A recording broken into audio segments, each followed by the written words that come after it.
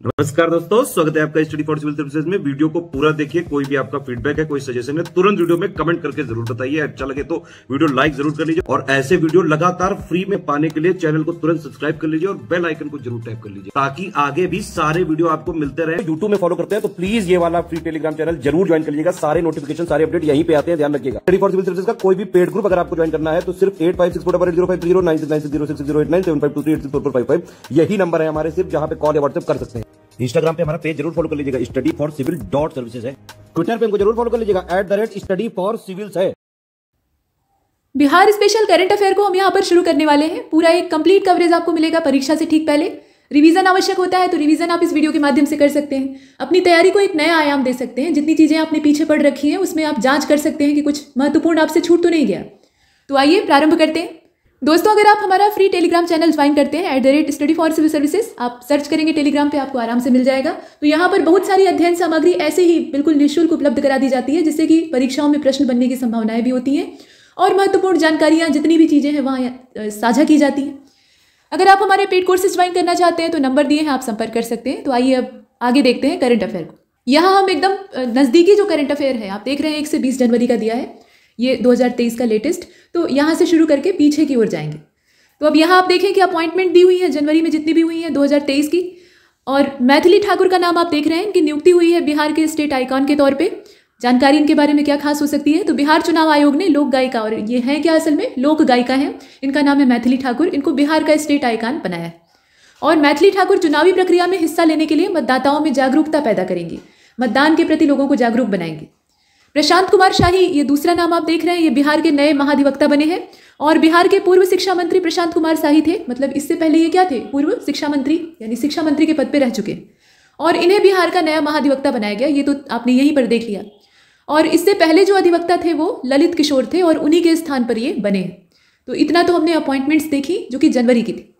अब पीछे चलते हैं इसमें। अब यहाँ आप देख रहे हैं शरद यादव जी का निधन हो गया और ये थे क्या, संबंधित क्षेत्र, तो पूर्व केंद्रीय मंत्री भी रह चुके हैं। इसके अलावा जनता दल यूनाइटेड जो है जदयू, उसके पूर्व राष्ट्रीय अध्यक्ष भी रह चुके हैं, राष्ट्रीय स्तर के अध्यक्ष हैं।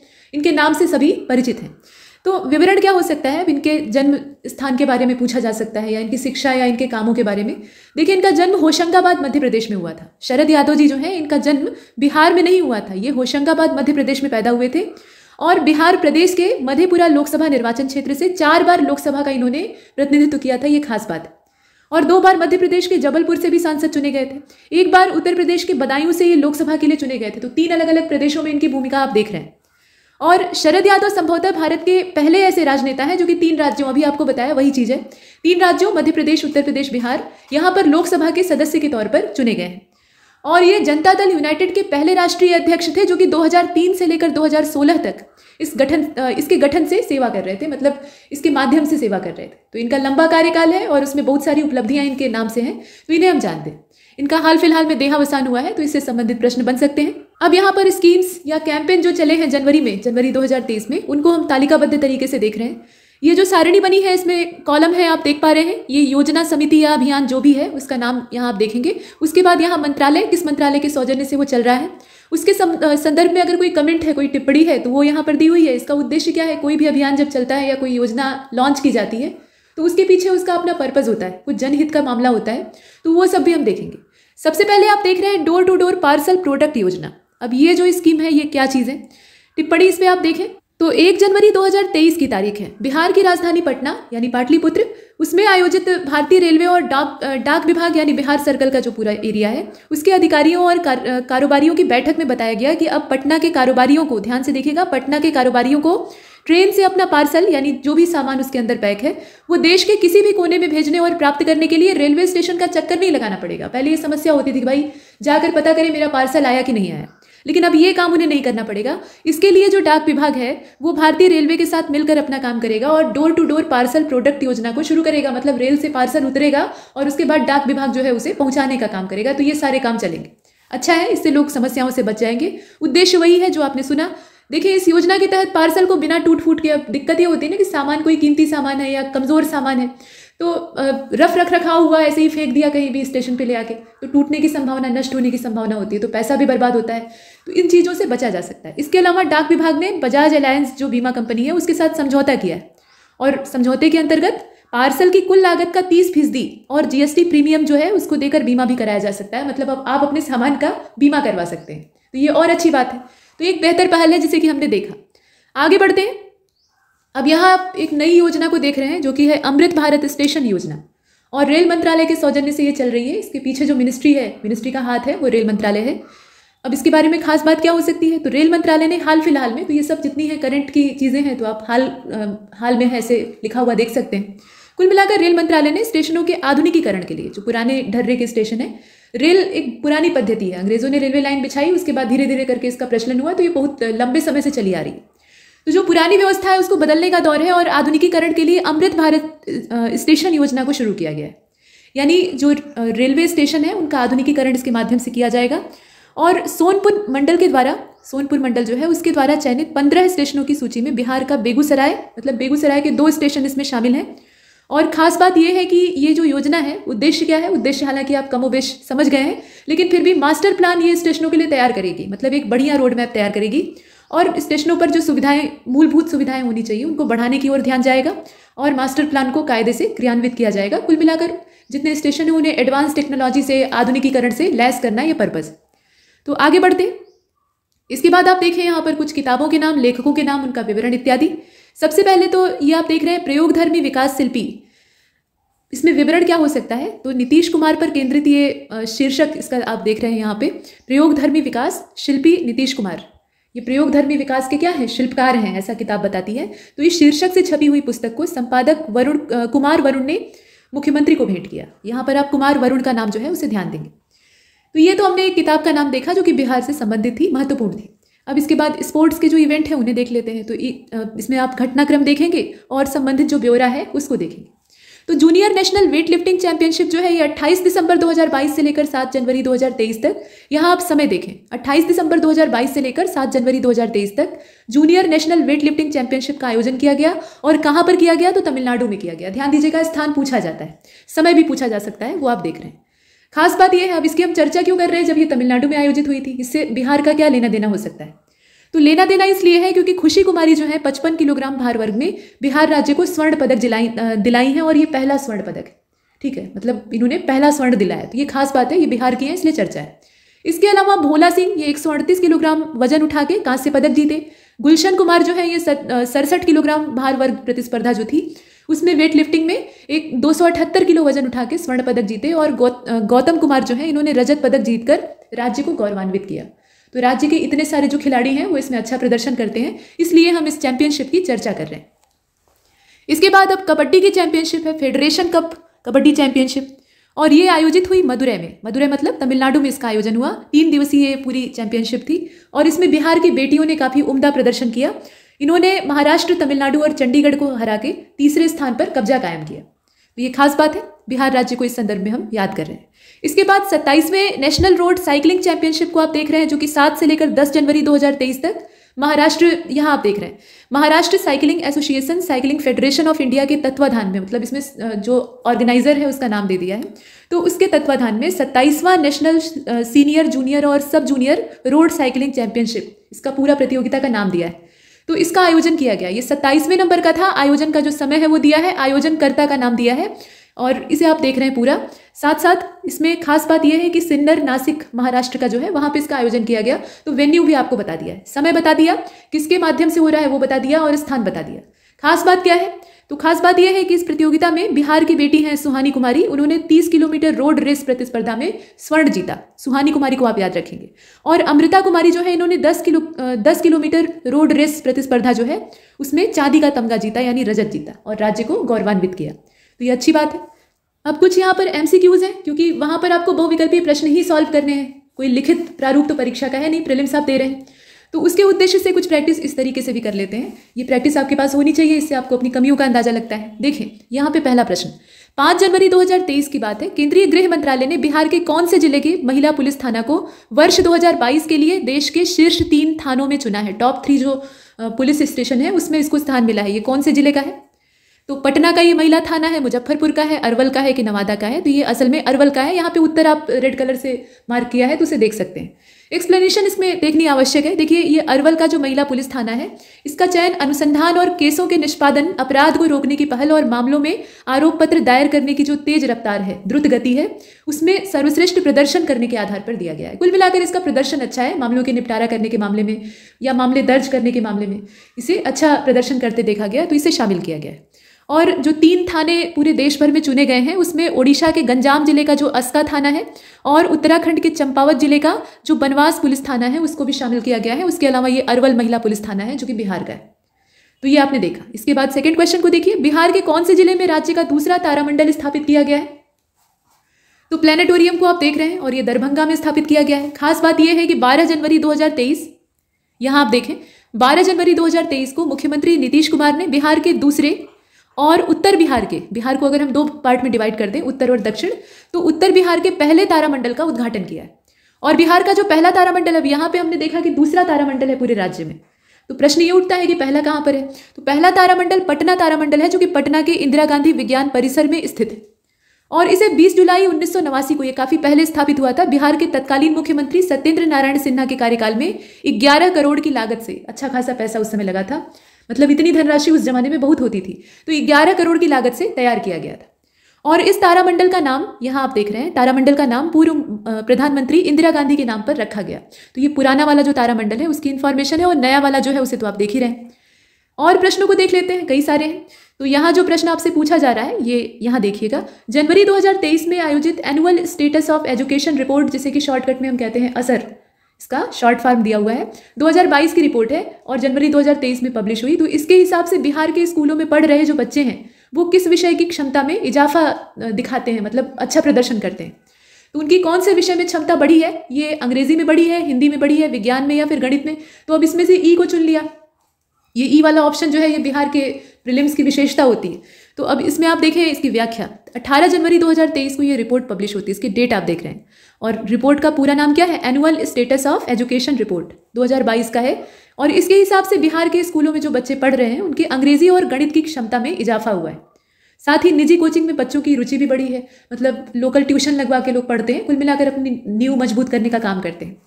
तो कमोबेश अगर देखा जाए तो बच्चों की क्षमता बढ़ी है। इसके बाद आप आगे चलें, अगले प्रश्न को देखें। 1364 करोड़ रुपए, जो कि अच्छी खासी धनराशि होती है, इतनी लागत से झारखंड और बिहार बॉर्डर के 103 आरडी से लेकर गया जिला स्थित नहर के अंतिम छोर तक 9 आरडी तक नहर का पुनर्निर्माण कराया जाएगा। तो ये कहाँ पर कराया जाएगा? इसमें तो जिलेवार लोकेशन इसमें प्रश्न में ही उत्तर छिपा है, ये गया में कराया जाएगा। व्याख्या क्या है इसकी? तो व्याख्या इसमें देने की आवश्यकता नहीं है, क्योंकि पूरा जो प्रश्न है वो एक्सप्लेन कर दिया है यहीं पर। इसमें देखें, धनराशि जो लागत दी हुई है ना, वो पूछी जा सकती है। साथ में आपको यहाँ रेंज पूछी जा सकती है कि कहाँ से कहाँ तक इसका पुनर्निर्माण कराया जाएगा। नहर की पुनरुद्धार की बात हो रही है, गया इसका सही उत्तर है। इसके बाद अगले प्रश्न को देखते हैं। जनवरी 2023 की बात है। रिलायंस जियो ने बिहार के कौन से जिले में अपनी ट्रू 5G सेवाओं को शुरू किया है? अब ट्रू 5G जो है, इसका टारगेट है कि 2023 दिसंबर तक ये पूरे भारतवर्ष में व्याप्त हो जाएगा। जहां नहीं है वहां भी पहुंच जाएगा, लेकिन अभी भी बहुत सारे इलाकों में ये पहुंच चुका है। तो बिहार में कहाँ शुरू किया गया है? पटना में, किशनगंज में, कटिहार में, मुजफ्फरपुर में। तो इसमें से कोई नहीं, और एक से ज्यादा वाला ऑप्शन जो ई वाला है वो हमने चुन रखा है। बात यह है कि 14 जनवरी 2023 की तारीख है, मकर संक्रांति लोग मनाते हैं।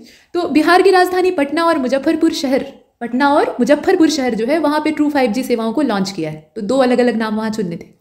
और पटना का जो शहरी क्षेत्र है, पटना साहिब से लेकर दानापुर तक, और मुजफ्फरपुर में जो शहरी इलाका है, उसमें ट्रू 5G सर्विस का जो कवरेज है वो मिलेगा। तो पहले शहरी इलाकों में ही शुरू होता है, फिर ग्रामीण क्षेत्र में आकर उतर जाता है। अच्छा, अब इसके बाद आप अगले प्रश्न को देखें। तो इसमें कहा जा रहा है कि निम्नलिखित में से कौन सा कथन सही है? तो स्टेटमेंट कुल मिलाकर 2 दिए हुए हैं। पहला स्टेटमेंट आपको बताता है कि 10 जनवरी 2023 को प्राप्त जानकारी के हिसाब से, मतलब जो सूचनाएं इकट्ठी हुई, केंद्र सरकार ने आकांक्षी जिला कार्यक्रम की तर्ज पे आकांक्षी प्रखंड कार्यक्रम की शुरुआत की है। जैसे जिला कार्यक्रम होता है, वैसे यहाँ प्रखंड आधारित जो कार्यक्रम है उसको शुरू किया गया है। और साथ साथ जो दूसरा स्टेटमेंट है वो आपको बता रहा है कि देश के पिछड़े हैं उन्हीं को डेवलपमेंट ज़्यादा चाहिए होता है। तो पिछड़े 500 प्रखंडों का चयन किया गया है, और खास बात यह है कि बिहार के 61 प्रखंड उसमें शामिल हैं। तो ऐसा प्रश्न जो है ना, इसका उद्देश्य आपको सूचना देना है। इसमें दोनों ही सही है, कोई भी गलत नहीं है। आप देख रहे हैं कि सी वाला ऑप्शन नीचे चुना गया है, इसे जरा ऊपर कर लेते हैं। ये दोनों ही जानकारियां एक दूसरे से संबद्ध हैं, और आपको ये पता होना चाहिए कि बिहार के इसमें 61 प्रखंड शामिल हैं, ये जो आकांक्षी प्रखंड योजना है। आगे चलते हैं। जनवरी के जितने आवश्यक तथ्य थे उन्हें हमने कवर कर लिया है, इससे ज़्यादा कुछ अतिरिक्त पढ़ने की इसमें आवश्यकता नहीं है। हाँ, दिसंबर की ओर चलते हैं, अब एक एक करके हम पीछे जा रहे हैं। तो दिसंबर 2022 बिहार स्पेशल करंट अफेयर में हम क्या देखेंगे? पहले हम एग्रीमेंट्स देखेंगे, समझौते कौन कौन से हुए हैं दिसंबर में। तो समझौते में एक ही दिखाई देता है, जो कि है राज्य के विश्वविद्यालयों में पुस्तकालयों को ऑनलाइन माध्यम से जोड़ना। इसके लिए हमने समझौता किया है, मतलब बिहार ने समझौता किया है। खास बात यह है कि जल्द ही बिहार के सभी जो 15 पारंपरिक विश्वविद्यालय हैं उनके सभी पुस्तकालयों को ऑनलाइन माध्यम से जोड़ने के उद्देश्य से शिक्षा विभाग यूजीसी इनफिल्मनेट इसके साथ समझौता ज्ञापन पर हस्ताक्षर करने जा रहा है। ठीक है, तो ये जो समझौता ज्ञापन है यानी मेमोरेंडम ऑफ अंडरस्टैंडिंग है, कुल मिलाकर ये पुस्तकालयों को ऑनलाइन करने का, जोड़ने का माध्यम है। इसमें सभी 15 विश्वविद्यालयों के कुलपति, कुलसचिव और यूजीसी इनफिल्मनेट के निदेशक जो हैं शिक्षा मंत्री की मौजूदगी में समारोह होगा और उसमें मेमोरेंडम ऑफ अंडरस्टैंडिंग पर हस्ताक्षर किया जाएगा। तो ये सारा क्रियान्वयन जो है ये चलेगा। अब ये जो MOU है इसके लिए आयोजित होने वाले समारोह के मुख्य अतिथि ये शिक्षा मंत्री प्रोफेसर चंद्रशेखर। ठीक, मुख्य अतिथि का नाम भी आप याद रखेंगे, कभी कभी पूछ लिया जाता है, लेकिन खास बात इसमें समझौते का उद्देश्य क्या है ये पूछा जा सकता है, या हो सकता है कुछ स्टेटमेंट बना के इसमें दे दे और कहे कि पहचानिए सही है अथवा नहीं। अच्छा, अब इसके बाद जो अगली टेबल है उसमें अपॉइंटमेंट्स दी हुई हैं, जैसे कि नाम दे रखा है, नियुक्ति है और उनके बारे में खास इन्फॉर्मेशन। तो राजविंदर सिंह भट्टी का नाम आप देख रहे हैं, इनकी नियुक्ति हुई है बिहार के नए DGP के तौर पे। ठीक है, और मूल रूप से इनका नाम देखकर वैसे भी आप अंदाजा लगा सकते हैं कि ये पंजाब के होंगे। तो पंजाब के रहने वाले ये IPS अधिकारी हैं राजविंदर सिंह भट्टी, और बिहार के मौजूदा DGP जो SK सिंघल जी हैं उनका ये स्थान लेंगे और इनका कार्यकाल 2025 तक रहेगा। 30 सितंबर 2025 तक ये अपने पद पर आसीन रहेंगे। तो बिहार के नए DGP बने हैं, पूछा जा सकता है। इसके बाद आप अवार्ड और ऑनर्स जो हैं उन्हें देख लीजिए। दिसंबर के पुरस्कार और सम्मान कौन जीता है, कौन संगठन, व्यक्ति या कंपनी, और किसके द्वारा पुरस्कार दिया गया है, और पुरस्कार के बारे में खास बात जो जानने योग्य है उसको भी देखेंगे। तो नवाचार के मामले में देखें, यहाँ ये पुरस्कार और सम्मान का नाम है modified walker with adjustable legs. इसकी श्रेणी में प्रथम पुरस्कार प्राप्त हुआ है शालिनी कुमारी को, जो कि पटना की रहने वाली हैं, और ये जो अवार्ड है ये दिया जाता है विज्ञान प्रौद्योगिकी और नवाचार विभाग के द्वारा। ठीक है, विज्ञान प्रौद्योगिकी और नवाचार विभाग इस पुरस्कार को देता है। दिसंबर 2022 की बात है, बिहार की शालिनी कुमारी को तीसरे ASEAN Bharat grass root innovation forum में जमीनी स्तर की नवोन्मेषण प्रतियोगिता, जिसे कि ग्रास रूट इनोवेशन कंपटीशन कहा जाता है अंग्रेजी में, उसका हिंदी रूपांतरण दिया हुआ है, उसमें उनके नवाचार के लिए ये पुरस्कार दिया गया है। प्रथम पुरस्कार इन्हें प्राप्त हुआ है, और प्रथम पुरस्कार की विजेता होने के नाते देखिए पुरस्कार में कुछ प्रतीक चिन्ह दिया जाता है, धनराशि दी जाती है। हालांकि पैसा मायने नहीं रखता है, सम्मान बहुत बड़ी चीज होती है, लेकिन फिर भी धनराशि पूछ ली जाती है, परीक्षा में कुछ न कुछ तो पूछना ही है। तो 1500 अमेरिकी डॉलर का नगद पुरस्कार दिया गया, जो कि अच्छी खासी धनराशि है, आप रुपए में कन्वर्ट करके देख सकते हैं। और इसके ये तो हमने देखा कि पहला जो पुरस्कार है वो शालिनी कुमारी को मिला है। दूसरा तीसरा किसको मिला है? तो दूसरा मिला है फिलीपींस के 9 प्रवर्तकों को, और म्यांमार को इस संदर्भ में मिला है तीसरा पुरस्कार। अब बात इनोवेशन की हो रही है, तो यहाँ एक चीज और कि स्टूडेंट इनोवेशन प्रतियोगिता में पहला और दूसरा पुरस्कार थाईलैंड के प्रतिभागियों ने जीता, और तीसरा जो है वो लाओ PDR के छात्र ने जीता था। तो कुल मिलाकर 9 देशों का प्रतिनिधित्व करते हुए कुल 37 प्रतिभागियों ने इस प्रतियोगिता में हिस्सा लिया था। तो पूरी प्रतियोगिता की आपको जानकारी भी दी गई, उसमें विजेताओं के नाम भी दिए गए, लेकिन आप विशेष रूप से शालिनी कुमारी को याद रखेंगे। अब चलते हैं अगले वाले की तरफ, जो कि है साहित्य अकेडमी अवार्ड, और ये साहित्य अकेडमी अनुवाद पुरस्कार है, ट्रांसलेशन के लिए मिला है, और ये रत्नेश्वर मिश्रा को मिला है, डॉक्टर रत्नेश्वर मिश्रा, इन्हें ये प्रदान किया गया है। साहित्य अकेडमी इसको देने वाली संस्था है, इसमें कोई शक नहीं है।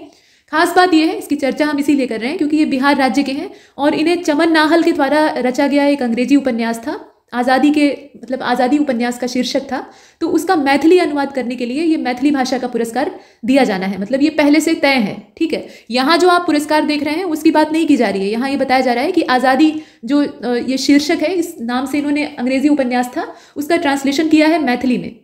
ठीक, मिथिला क्षेत्र की भाषा है बिहार में मैथिली, और इसके लिए मैथिली भाषा का पुरस्कार इन्हें दिया जाना है।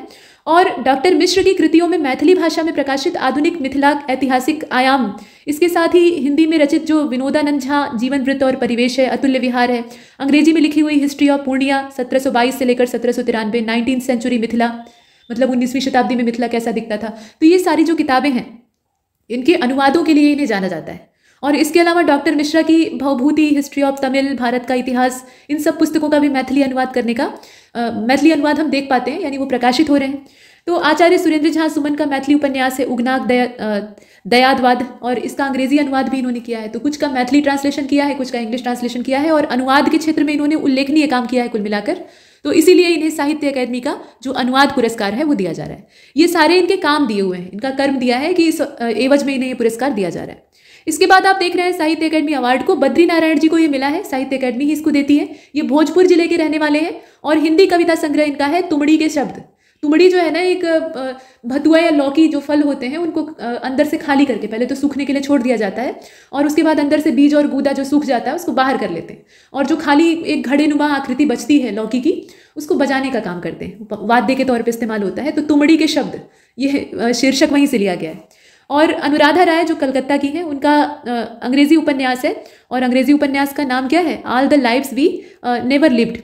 इसके लिए साहित्य अकादमी पुरस्कार प्रदान किया गया है। तो बद्री नारायण जी को क्यों दिया गया है वो आप कविता संग्रह यहाँ पे याद रखेंगे। इसके बाद अब आगे बढ़ते हैं और यहाँ देखें स्कीम्स और कैंपेन्स जो हैं वो दिए हुए हैं। तो कैंपेन में ये प्लान है एक तरह का ग्रेडेड एक्शन प्लान, और किस मंत्रालय के द्वारा इसे चलाया जा रहा है, तो बिहार राज्य प्रदूषण नियंत्रण बोर्ड इसको हैंडल कर रहा है। खास बात यह है कि नवंबर 2022 में, यहाँ ध्यान से देखिएगा, नवंबर 2022 में बिहार राज्य प्रदूषण नियंत्रण परिषद के अध्यक्ष हैं और इनका नाम है प्रोफेसर अशोक घोष। इन्होंने पटना के परिवेश भवन में आयोजित एक कार्यक्रम में बताया कि परिषद ने एक ऐसा ग्रेडेड एक्शन प्लान तैयार किया है जो कि 6 महीने बाद राज्य के उन सभी 25 जिलों में लागू होगा जहां एयर क्वालिटी नापने के लिए बीते दिनों में नए मॉनिटरिंग स्टेशन स्थापित किए गए। तो ये सारी चीजें जो है ये महत्वपूर्ण है, पूछी जा सकती है।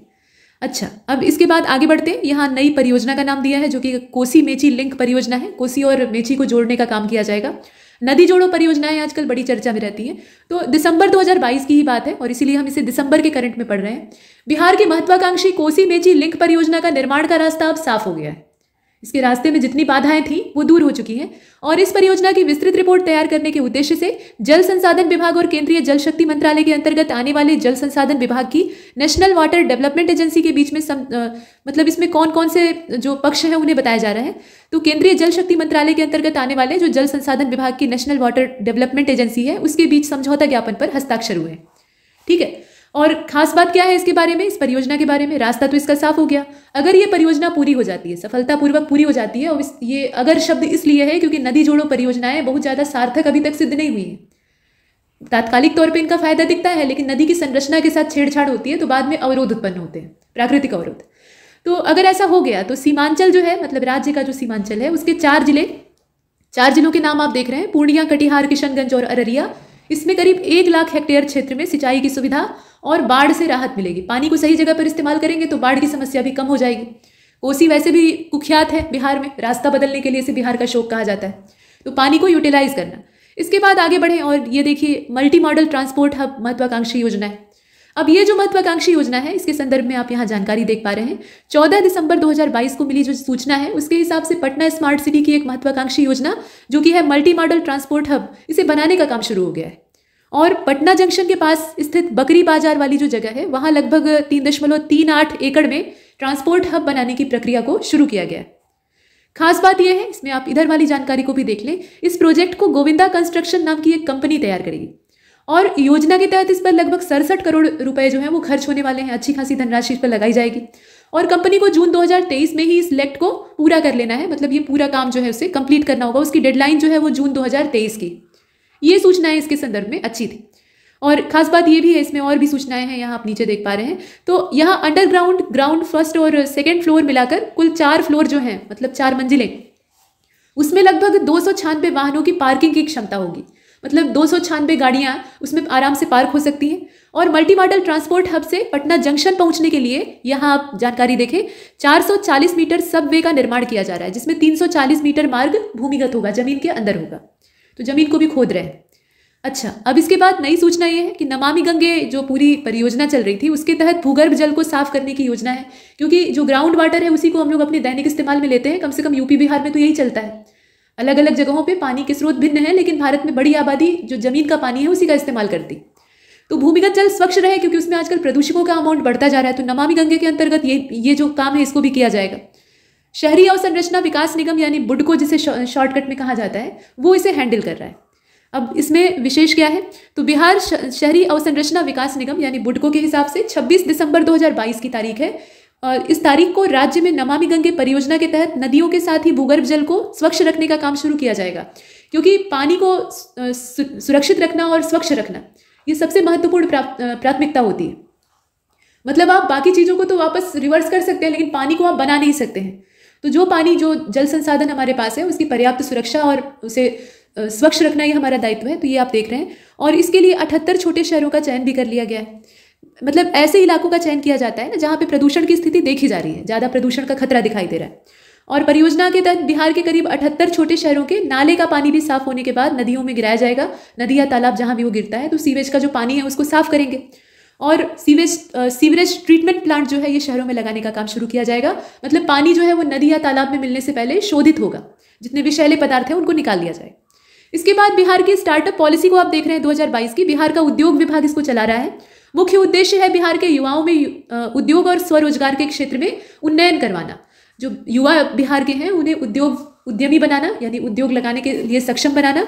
और जब वो उद्योग लगाने में सक्षम बनेंगे, उद्यमी बनेंगे, तो निश्चित तौर पे उनके पास स्वरोजगार होगा। और जब वो स्वरोजगार प्राप्त कर लेंगे, यानी खुद का अपना बिजनेस और अपना स्टार्टअप खड़ा कर लेंगे, तो वो बहुत सारे लोगों को अपने अंदर रखने में कामयाब हो जाएंगे। मतलब अपने अंडर में वो काम देने में सक्षम हो जाएंगे। तो इस तरीके का काम है और बढ़िया है। बिहार सरकार ने राज्य में युवाओं और महिलाओं के साथ साथ अनुसूचित जाति और जनजाति के सदस्यों तथा दिव्यांगजन, जो अपाहिज लोग हैं, मतलब शारीरिक रूप से विकलांग हैं, उन सभी को आत्मनिर्भर बनाने के उद्देश्य से बिहार स्टार्टअप पॉलिसी 2022 शुरू की है। स्कीम क्या है, तो स्कीम ये है कि इसके तहत महिला उद्यमियों को स्टार्टअप के सीड फंड के तौर पे 10 लाख रुपए की बजाय 5% की वृद्धि करते हुए 10,50,000 रुपए दिए जाएंगे। और अनुसूचित जाति और जनजाति के सदस्य और दिव्यांगजन जो है उनको सीड फंड के तौर पे 11,50,000 रुपए अर्थात 15% धनराशि स्टार्टअप शुरू करने के उद्देश्य से दी जाएगी। मतलब इतना लागत सरकार देगी और उसके बाद बाकी इन्हें खुद से प्रयास करना होगा। और यह धनराशि जिसके प्राप्तकर्ता, यहाँ आप देख रहे हैं जानकारी, यह धनराशि जिसके लिए प्राप्तकर्ता से कोई ब्याज नहीं लिया जाता है, ऋण के रूप में 10 वर्षों के लिए प्रदान की जाती है। ब्याज मुक्त होती है, ये बात है। ये कोई अनुदान नहीं है कि दे दिया गवर्नमेंट ने और वो आप रख लेंगे, चुकाना भी पड़ेगा। मतलब वो एक तरह का कर्ज है, लेकिन उसमें ब्याज नहीं। तो ये अच्छी बात है, फिलहाल ब्याज कम से कम नहीं है। और स्वदेश दर्शन योजना ये 2.0 इसका दूसरा फेज चल रहा है। पर्यटन मंत्रालय इसको चला रहा है। दिसंबर 2022 में बिहार के गया और नालंदा जिलों को भारत सरकार ने स्वदेश दर्शन 2.0 जो योजना है सेकेंड फेज, उससे जोड़ दिया है, मतलब उसमें शामिल कर लिया है। और बिहार के सीतामढ़ी जिले में स्थित जो पुनौरा धाम है, इसको भारत सरकार की तीर्थयात्रा कायाकल्प आध्यात्मिक विरासत विस्तार अभियान, ये जो प्रसाद योजना है, इसके तहत आने वाले विकास कार्यों के लिए चुना गया है। तो इसमें बिहार के कुछ जो दर्शनीय स्थल है, पर्यटन स्थल है, उनको सरकार तवज्जो दे रही है, जिन्हें कि आप देख रहे हैं। तो इसमें 3 अलग अलग क्षेत्रों के नाम आपने देखे, गया, नालंदा और सीतामढ़ी। अच्छा, खास बात भी है इसके बारे में। तो खास बात यह है कि पर्यटन मंत्रालय ने अब अपनी स्वदेश दर्शन योजना को स्वदेश दर्शन 2.0 यानी SD 2.0 के रूप में लॉन्च किया है, यानी नए तरीके से शुरू किया है। ये चल तो पहले से ही रही थी, नाम इसका पहले से ही चल रहा है, लेकिन इसमें कुछ नए सुधार किए गए। और इसका उद्देश्य है पर्यटक और गंतव्य स्थल को केंद्रित रखते हुए, मतलब उसी पर केंद्रित अपना दृष्टिकोण रखते हुए स्थायी और उत्तरदायी पर्यटन स्थलों को विकसित करना, ताकि टूरिज्म को भी बढ़ावा मिले, जिससे कि राज्य की इनकम बढ़ेगी और जो आमदनी प्राप्त होगी उसे विकास कार्यों में लगाया जा सकता है। भारत सरकार ने 2014-15 का जो समय है उसमें थीम आधारित पर्यटन सर्किटों जैसे कि Buddha circuit, Ramayana circuit, desert circuit आदि जो सर्किट थे, मतलब इसमें एक पूरे बड़े इलाके को दायरे में लाया गया था। तो इसके एकीकृत विकास के लिए स्वदेश दर्शन योजना की शुरुआत की थी। मतलब सबको एक साथ मिलाकर डेवलप किया जाएगा और बाद में इसे स्थायी और जिम्मेदार पर्यटन स्थलों के विकास पर ध्यान देने के उद्देश्य के साथ स्वदेश दर्शन 2.0 के रूप में लॉन्च किया गया। मतलब इसका स्वरूप हल्का सा बदला गया, लेकिन उद्देश्य वही है, कुछ नए सुधार बस किए गए। अब इसके बाद स्पोर्ट्स का जो करंट अफेयर है उसको भी देख लेते हैं। तो यहाँ आप देख रहे हैं घटनाक्रम और विवरण। और सबसे पहले ये पावर लिफ्टिंग प्रतियोगिता का नाम है सब जूनियर कॉमनवेल्थ पावर लिफ्टिंग प्रतियोगिता। खास बात यह है कि नवंबर 2022 इसमें बिहार के पटना जिले की कृति राज सिंह, इन्होंने न्यूजीलैंड में आयोजित होने वाली ये जो प्रतियोगिता है, देखिए ये जो प्रतियोगिता है इसका आयोजन कहाँ पे हुआ था, न्यूजीलैंड में हुआ था। और नवंबर 2022 की ये बात है। बिहार के पटना जिले की है कृति राज सिंह। इन्होंने 6 स्वर्ण पदक जीतकर, बड़ी बात है, 6 स्वर्ण पदक जीतकर बिहार और अपने देश का नाम रोशन किया है। जब आप अंतर्राष्ट्रीय स्तर पर कोई प्रतियोगिता जीत रहे होते हैं या प्रतियोगिता में भाग ले रहे होते हैं, तो सिर्फ राज्य नहीं, वहां पर देश का नाम आपके माथे पर चस्पा होता है। अगर आप कुछ जीतते हैं तो देश का नाम ऊपर होता है, क्योंकि राज्य जो है वो देश से भिन्न नहीं।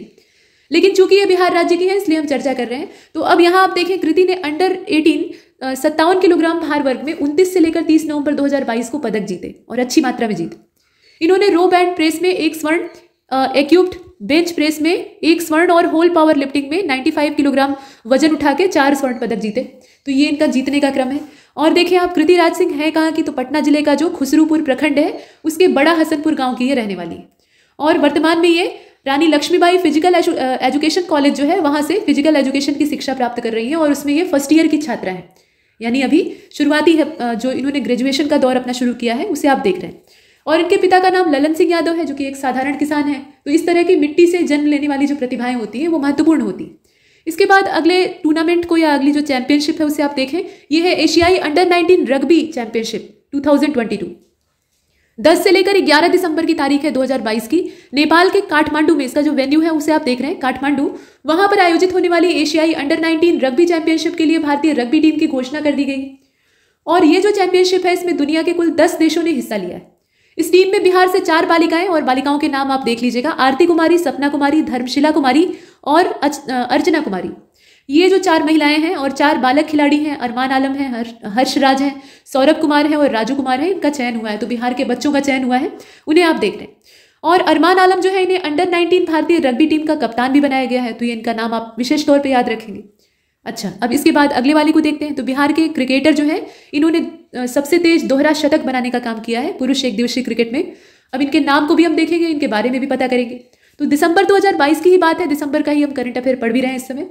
तो ये युवा बल्लेबाज है ईशान किशन। इन्होंने बांग्लादेश का जो चट्टग्राम है वहाँ पे जहूर अहमद चौधरी स्टेडियम जो है, यहाँ आप स्थान का नाम भी देख रहे हैं, वहां बांग्लादेश के खिलाफ जो सीरीज चल रही थी उसमें तीसरे और अंतिम वनडे मैच में 126 गेंद में अपना दोहरा शतक पूरा किया।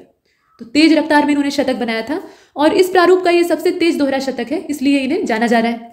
दोहरा शतक लगाने वाले ये युवा बल्लेबाज बन गए हैं। और इससे पहले पुरुष क्रिकेट में ये रिकॉर्ड जो है ये क्रिस गेल के नाम पे था। अभी ये किसके नाम पे आ गया है? ईशान के नाम पे आ गया है। क्रिस गेल ने 2015 में जो विश्व कप हुआ था जिम्बाब्वे के खिलाफ 138 गेंदों में दोहरा शतक पूरा किया था और इन्होंने 126 में ही वो काम कर दिया। तो रिकॉर्ड तो बनते ही है टूटने के लिए, तो ये टूट गए। अब इसके बाद आगे बढ़ते हैं। यहाँ आप देखें ये ईशान किशन जो है ये दोहरा शतक लगाने के मामले में वैश्विक स्तर पर 7वें नंबर के खिलाड़ी बने हैं और चौथे भारतीयों के लेवल में अगर देखें तो चौथे नंबर के भारतीय खिलाड़ी बने हैं। रहने वाले ये पटना जिले के हैं। अब इसके बाद यहाँ आप देख रहे हैं 26वीं जूनियर नेशनल सेपक टकरा चैंपियनशिप। और ये जो चैंपियनशिप है इसका आयोजन किया गया था 5 दिसंबर से लेकर 9 दिसंबर 2022 को पाटलिपुत्र स्पोर्ट्स कॉम्प्लेक्स कंकड़बाग पटना में। इसकी लोकेशन जो है वो पटना की है और ये स्पोर्ट्स कॉम्प्लेक्स जो है यहाँ पे ऑर्गेनाइज हुआ था। और बिहार के कला संस्कृति और युवा विभाग के जो मंत्री हैं जितेंद्र कुमार राय, यहाँ आप देख रहे हैं, इन्होंने इसका उद्घाटन किया था। इसका आयोजन आल बिहार, यहाँ आप देखें, आल बिहार सेपक टकरा एसोसिएशन के द्वारा सेपक टकरा फेडरेशन ऑफ इंडिया, कला संस्कृति और युवा विभाग, बिहार सरकार तथा बिहार खेल प्राधिकरण के सहयोग से किया गया है। तो इसमें इतने सारे ऑर्गेनाइजेशन और सरकारें जो है मिली हुई हैं, तो इसका प्रबंधकर्ता कौन है अनिवार्य रूप से आपको मालूम होना चाहिए। इसके बाद आप देखें 17वीं junior national soft tennis championship 2022। 17वां जो junior national soft tennis championship है इसका आयोजन उत्तर प्रदेश की राजधानी लखनऊ में किया गया। और इस प्रतियोगिता का जो फाइनल मुकाबला था उसमें बिहार की टीम ने चंडीगढ़ को हराकर स्वर्ण पदक जीता था और चैंपियनशिप अपने नाम कर ली थी। ठीक है, मतलब चंडीगढ़ को इन्होंने हराया है और चैंपियनशिप को अपने नाम किया है। तो हारने वाले पक्ष का नाम भी आपको पता होना चाहिए। अच्छा, इसमें एक चीज़ और कि वर्ष 2021-22 के लिए भारत की फॉरवर्ड हॉकी खिलाड़ी लखनऊ की 19 वर्षीय मुमताज खान जो है यह अंतर्राष्ट्रीय हॉकी संघ की उभरती महिला वार्षिक स्टार खिलाड़ी के तौर पे देखी गई। ठीक, तो ये यूपी की है, फिलहाल इनका नाम आपको मालूम होना चाहिए, मुमताज खान, और ये rising star of the year के तौर पे चुनी गई। अच्छा, अब इसके बाद अगला वाला जो डाटा है वो भी एक चैंपियनशिप के बारे में है जो कि रोलर स्केटिंग चैंपियनशिप है 60वीं। और इसका ऑर्गेनाइजेशन किया गया था 11 से लेकर 22 दिसंबर 2022 में कर्नाटक के बेंगलुरु में, दक्षिण भारत में आयोजित हुआ था। और इसमें बिहार की खिलाड़ी हैं सानवी चौहान। उन्होंने 9 से 11 उम्र का जो ग्रुप था, मतलब ये जो वर्ग था, आयु वर्ग था, इसमें स्वर्ण पदक जीतकर बिहार का नाम रोशन किया है। और बिहार को स्केटिंग में पहला स्वर्ण पदक भी इसी प्रकार से मिला है, तो ये बड़ी बात है। और अंतिम इसका देख लेते हैं 29वीं बिहार बॉल बैडमिंटन चैंपियनशिप। और ये जो प्रतियोगिता है इसका आयोजन किया गया था वैशाली में, लोकेशन इसकी वैशाली जिला है। और इस प्रतियोगिता के फाइनल मुकाबले में छपा को हरा के वैशाली जिला की जो महिला टीम है ये चैंपियनशिप को जीत लेती है। और यहाँ पे छपरा होगा, ये छपा लिखा हुआ है। ठीक है, तो इसको हरा के वैशाली जिले की जो महिला टीम है ये चैंपियन बनती है। और विजेता और उपविजेता दोनों टीमों को यहाँ नाम आप देख रहे हैं, इसराइल मंसूरी के द्वारा ट्रॉफी प्रदान की गई। तो ये सूचनाएं हैं जो कि आपके लिए आवश्यक है और यहाँ पर प्रतियोगिताओं के नाम चल रहे थे। अब इसके बाद रैंक और रिपोर्ट जो दिसंबर की है 2022 की, उसको भी देख लीजिए। यहाँ पर रिपोर्ट, सूचकांक इत्यादि दिया है, प्रकाशक कौन है, मतलब कौन सी संस्था के द्वारा इसको पब्लिश किया जाता है, इसमें टॉप पे कौन है, बॉटम में कौन है, वो सब, और इसके बारे में थोड़ा सा ब्यौरा। तो अब इसमें रिपोर्ट या सूचकांक में आप देख पा रहे हैं कि देश के सर्वाधिक प्रदूषित शहरों में से बिहार के 5 शहर शामिल हैं। मतलब देश में जितने भी सबसे ज़्यादा प्रदूषण से युक्त शहर हैं उनमें बिहार के 5 शहर आते हैं। और इसका प्रकाशक, इस रिपोर्ट, इस जानकारी को देने वाला कौन है? केंद्रीय प्रदूषण कंट्रोल बोर्ड है। बिहार के सबसे ज़्यादा जो प्रदूषित शीर्ष 5 हैं उसमें आप देखें, ये एयर क्वालिटी इंडेक्स के आधार पर बताया गया है। पूर्णिया इसमें सबसे ऊपर है, 450 इसका एयर क्वालिटी इंडेक्स है। दरभंगा का है 446, आप देख रहे हैं वायु की गुणवत्ता कितनी खराब है। बेतिया की है 439, बेगूसराय की है 421 और कटिहार की है 420। जनसंख्या घनत्व तो बिहार में बहुत ज़्यादा है, और जब जनसंख्या घनत्व तो ज़्यादा होगा तो मनुष्यों को अपने जीवन यापन के लिए प्रयास तो करना ही पड़ेगा। तो वो विकास संबंधी जितने भी क्रियाकलाप हैं, और गाड़ी मोटर का प्रदूषण है ही है, तो उससे प्रदूषण की स्थिति गंभीर ही होगी। ज़्यादा आबादी एक सीमित दायरे में जब रहती है तो प्रदूषण की समस्या विकट हो जाती है। और 400 से ज़्यादा जो एयर क्वालिटी इंडेक्स है वो प्रदूषण का खतरनाक स्तर माना जाता है। बहुत खराब स्थिति होती है और ये मानव स्वास्थ्य के लिए बेहद खतरनाक है, लेकिन लोग इसी में सांसें ले रहे हैं। अच्छा, इसके बाद अगले वाले को देखते हैं। इसमें और भी जानकारियां हैं, जैसे कि राज्य में अररिया, भागलपुर, मोतिहारी, मुंगेर, मुजफ्फरपुर, पटना, पूर्णिया, समस्तीपुर, सिवान, इनका भी 300 से ज़्यादा एयर क्वालिटी इंडेक्स है। बहुत अच्छी स्थिति नहीं है, लेकिन जो ज़्यादा बुरे हैं उनको पहले देख लिया। तो कुल मिलाकर लगभग जितने भी बड़े शहर बिहार के हैं वो प्रदूषण की समस्या से 2-4 हो रहे हैं। इसके बाद अब आगे का डाटा आपको ये बता रहा है कि औद्योगिक विकास की रैंकिंग जारी हुई है, जो कि बिहार का उद्योग विभाग जारी किया है। और इसमें जो टॉप डिस्ट्रिक्ट्स हैं बिहार के, सिवान का पहला स्थान है 73.5 के स्कोर के साथ। उसके बाद पटना जो है वो दूसरे स्थान पे है, मुंगेर का तीसरा स्थान है, शेखपुरा का 64वां है और कटिहार का है 26वां। और अंतिम स्थान पर रहने वाले जो जिले हैं उसमें बांका है, इसके अलावा सुपौल है, ये सब जिलों के नाम है, गया है, मधेपुरा है, कटिहार है, ये सब नीचे वाले हैं, मतलब इनकी स्थिति नीचे की है। इसके अतिरिक्त और भी है, जैसे कि शेखपुरा, सहरसा, किशनगंज, बक्सर, बेगूसराय, नालंदा, कैमूर, इन जिलों को भी योजनाओं के क्रियान्वयन के लिए जो टॉप 10 डिस्ट्रिक्ट्स हैं उनमें रखा गया है। तो ये बड़ी बात है, इनके नाम आप याद रखेंगे, और उतना न भी याद कर पाए तो कम से कम ये जो टॉप और बॉटम है इसको याद रखेंगे। खास बात यह है कि उद्योग विभाग ने पहली बार औद्योगिक विकास की रैंकिंग जारी की है, ये फर्स्ट टाइम है, इससे पहले इसको जारी नहीं किया गया था। और इसमें औद्योगिक योजनाओं का क्रियान्वयन कैसे हो रहा है, किस तरीके से हो रहा है, इसको आधार बनाया गया है। तो ऊपर आपने अभी वायु की गुणवत्ता की खराबी को देखा और यहाँ पर आप औद्योगिक विकास को देख रहे हैं, और दोनों एक दूसरे के शत्रु हैं। अगर औद्योगिक विकास खूब फूलेगा, मतलब अच्छे ढंग से विकास होगा, तो निश्चित तौर पर वायु की और पूरे पर्यावरण की गुणवत्ता प्रभावित होगी, क्योंकि हमारा विकास का ढांचा जो है वो पर्यावरण के संसाधनों की कीमत पर ही तो विकसित हुआ है। इसके बाद आगे बढ़ते हैं। मानव का विकास ही प्रकृति को नष्ट कर रहा है। सामाजिक प्रगति सूचकांक को देखते हैं। ये जारी किया जाता है प्रतिस्पर्धात्मकता और सामाजिक प्रगति संस्थान के द्वारा, और इस सूचकांक में बिहार को टियर 6 यानी बहुत कम सामान्य प्रगति, माफ कीजिएगा, बहुत कम सामाजिक प्रगति की श्रेणी में 44.47 का स्कोर देकर 35वें स्थान पर रखा गया है। तो ये अच्छी रैंक नहीं कही जा सकती। इसके साथ अब वायु गुणवत्ता सूचकांक को एक बार फिर से देख लीजिए। तो 4 दिसंबर 2022 को शाम 4 बजे तक के आंकड़े जारी किए गए। यहाँ बाकायदा समय के साथ जारी किया जाता है। तो उसमें यह बताया गया कि बिहार के पूर्णिया, दरभंगा और राजधानी पटना में वायु प्रदूषण का स्तर बहुत खतरनाक हो गया है। जो वायु गुणवत्ता सूचकांक है, एयर क्वालिटी इंडेक्स है, उसमें पूर्णिया में 423 की स्थिति है, मतलब उसका जो अंक है वो कितना है, 423 है। दरभंगा में 422 है। तो ये आप जानते हैं कि 400 से ऊपर बहुत बुरी स्थिति होती है। और राजधानी पटना में ये 378 है, थोड़ा सा ही कम है, लेकिन ये भी खराब। तो बिहार के लगभग सभी शहरों में प्रदूषण का कारण जो है ये PM 2.5 है, मतलब जो पर्टिकुलेट मैटर होते हैं उनका आकार दिया हुआ है कि ये बहुत ही छोटे आकार के हैं और ये वायु में घुले हुए हैं। और PM 2.5 वायु में मौजूद ऐसे धूल कणों को कहा जाता है, उसकी डिफिनीशन भी आपको दे दी ताकि आप इसमें भ्रम में न रहें। तो ऐसे धूल कणों को कहा जाता है जिनका आकार 2.5 माइक्रोन से कम होता है। और आप समझ रहे हैं ना, माइक्रोन की कोटि वैसे ही बहुत छोटी है और ये मात्र 2.5 माइक्रोन है, यानी 2.5 × 10⁻⁶ कोटि का। मतलब इसका डाटा आप समझ सकते हैं कितने छोटे कण होते हैं। तो वो आसानी से कहीं भी पहुंच सकते हैं, मनुष्य के शरीर में कहीं भी जा सकते हैं। सांस के जरिए शरीर में प्रवेश करते हैं और हमारे स्वास्थ्य को नुकसान पहुंचाते हैं। पहले फेफड़ों को बर्बाद करते हैं, फिर पूरे शरीर को। आगे बढ़ते हैं। अब नवंबर का करंट अफेयर देख लेते हैं। तो यहाँ पर समझौते से शुरुआत होती है। कुछ समझौते अच्छे हुए, जैसे कि IIT पटना और NIT जो मुंबई है उसके साथ समझौता हुआ है। मतलब IIT पटना जो है वो मुंबई के NIT के साथ समझौता किया है। और इसमें खास बात यह है कि नवंबर 2022 में जब ये समझौता होता है तो इंटीग्रेटेड डुअल डिग्री प्रोग्राम के लिए इसमें आपस में सहमति बनती है। इंटीग्रेटेड डुअल डिग्री यानी दो प्रकार की डिग्रियों के संबंधित प्रोग्राम के लिए सहमति बनती है। और अब इसका फायदा ये होगा, यहाँ आप देख रहे हैं, इसके फायदे के तहत आईआईटी पटना के छात्र अब बैचलर ऑफ टेक्नोलॉजी, जिसे कि आप शॉर्टकट में बीटेक कहते हैं, उसके साथ साथ मास्टर ऑफ बिजनेस एडमिनिस्ट्रेशन यानी एमबीए की पढ़ाई भी कर सकते हैं। अब ये बड़ी बात है, पहले इसकी परमिशन नहीं थी, लेकिन अब ऐसा संभव है। यानी आप बीटेक भी कर लेंगे और एमबीए भी कर लेंगे और उसके बाद रोजगार आपको ज़्यादा अच्छे तरीके से मिलेगा। पुरस्कार और सम्मानों को देख लेते हैं। एकमात्र यही समझौता था जो कि बड़ा अच्छा था। यहाँ पुरस्कार और सम्मान है, विजेता व्यक्ति या कंपनी, जो भी संगठन इत्यादि है, उनका नाम है, देने वाले का नाम है और खास बात है। तो राष्ट्रीय फ्लोरेंस नाइटिंगेल पुरस्कार 2021 का कुल 51 नर्सों को दिया गया है। राष्ट्रपति सचिवालय के सौजन्य से इसको दिया जाता है। और फ्लोरेंस नाइटिंगेल पुरस्कार जो है, इसकी स्थापना हुई थी 1973 में। इसका पूरा इतिहास बताया जा रहा है। स्वास्थ्य और परिवार कल्याण मंत्रालय भारत सरकार के द्वारा समाज में नर्सों और नर्सिंग पेशेवरों द्वारा प्रदान की गई जो सराहनीय सेवाएं होती हैं, जो परिचर्या उनकी होती है, परिचर्या होती है, माफ कीजिएगा, तो उसको मान्यता देने के लिए इसको शुरू किया गया था। अब इसके बाद यहाँ देखें, श्रेणी दी हुई है, राज्य दिया है, नाम दिया है। अब इसकी चर्चा हम क्यों कर रहे हैं वो दिमाग में आ रहा होगा ना, तो ये बिहार राज्य से संबंधित है।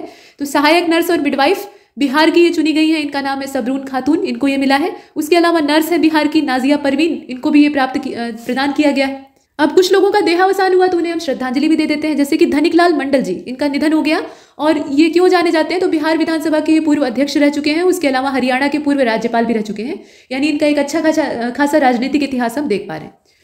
और एक दीर्घायु में इनका देहावसान हुआ 98 वर्ष की अवस्था में, पीजीआई चंडीगढ़ में इन्होंने अंतिम सांस ली। और बड़ी बात यह है कि ये वयोवृद्ध का मतलब ज़्यादा आयु वाले, तो ये स्वतंत्रता सेनानी भी थे, ये अच्छी चीज़ है। और 30 मार्च 1932 को बिहार का जो मधुबनी जिला है, घोघरडीहा प्रखंड, उसके बेलहा में इनका जन्म हुआ था। तो इनका जन्म स्थान भी है, जन्म का समय भी है, और ये संबंध इनका किस क्षेत्र से था वो भी दिया हुआ है। इसके बाद प्रोफेसर गौरी शंकर प्रसाद श्रीवास्तव उर्फ आचार्य सोमदेव, इनको कहा जाता था। आचार्य सोमदेव आप कहिए या फिर गौरी शंकर प्रसाद श्रीवास्तव कहिए, मैथिली साहित्य के प्रयोगधर्मी साहित्यकार थे। मतलब नए नए प्रयोग करना इन्हें मैथिली साहित्य में अच्छा लगता था। और यात्री चेतना पुरस्कार इन्हें दिया जा चुका था। इसके अलावा सुभद्रा कुमारी चौहान शताब्दी पुरस्कार से भी ये सम्मानित हो चुके थे। सहसमुखी चौक पर ये जो रचना इनकी थी, इसके लिए साहित्य अकादमी अवार्ड भी इनको 2002 में मिला था। तो ये बड़ी बात है और इन्हें आप याद रखेंगे। इसके बाद अब योजनाएं और अभियानों को देख लेते हैं। तो यहाँ पर योजना, समिति, अभियान इत्यादि का नाम दिया है। मंत्रालय कौन सा है वो दिया है, टिप्पणी दे रखी है, उद्देश्य और विवरण साथ में है। गंगा जल आपूर्ति योजना को आप देख रहे हैं। 27 नवंबर 2022 को बिहार के मुख्यमंत्री नीतीश कुमार ने राज्य का जो राजगीर है, राजगृह जिसका पुराना नाम था, वहां पे महत्वाकांक्षी गंगा जल आपूर्ति योजना का उद्घाटन किया है। विवरण और उद्देश्य ये हो सकता है कि दूरगामी अभियान, जो कि जल जीवन हरियाली मिशन है, उसके तहत गंगा नदी के अधिशेष पानी को दक्षिणी बिहार के जल संकट वाले शहरों तक ले जाया जाए।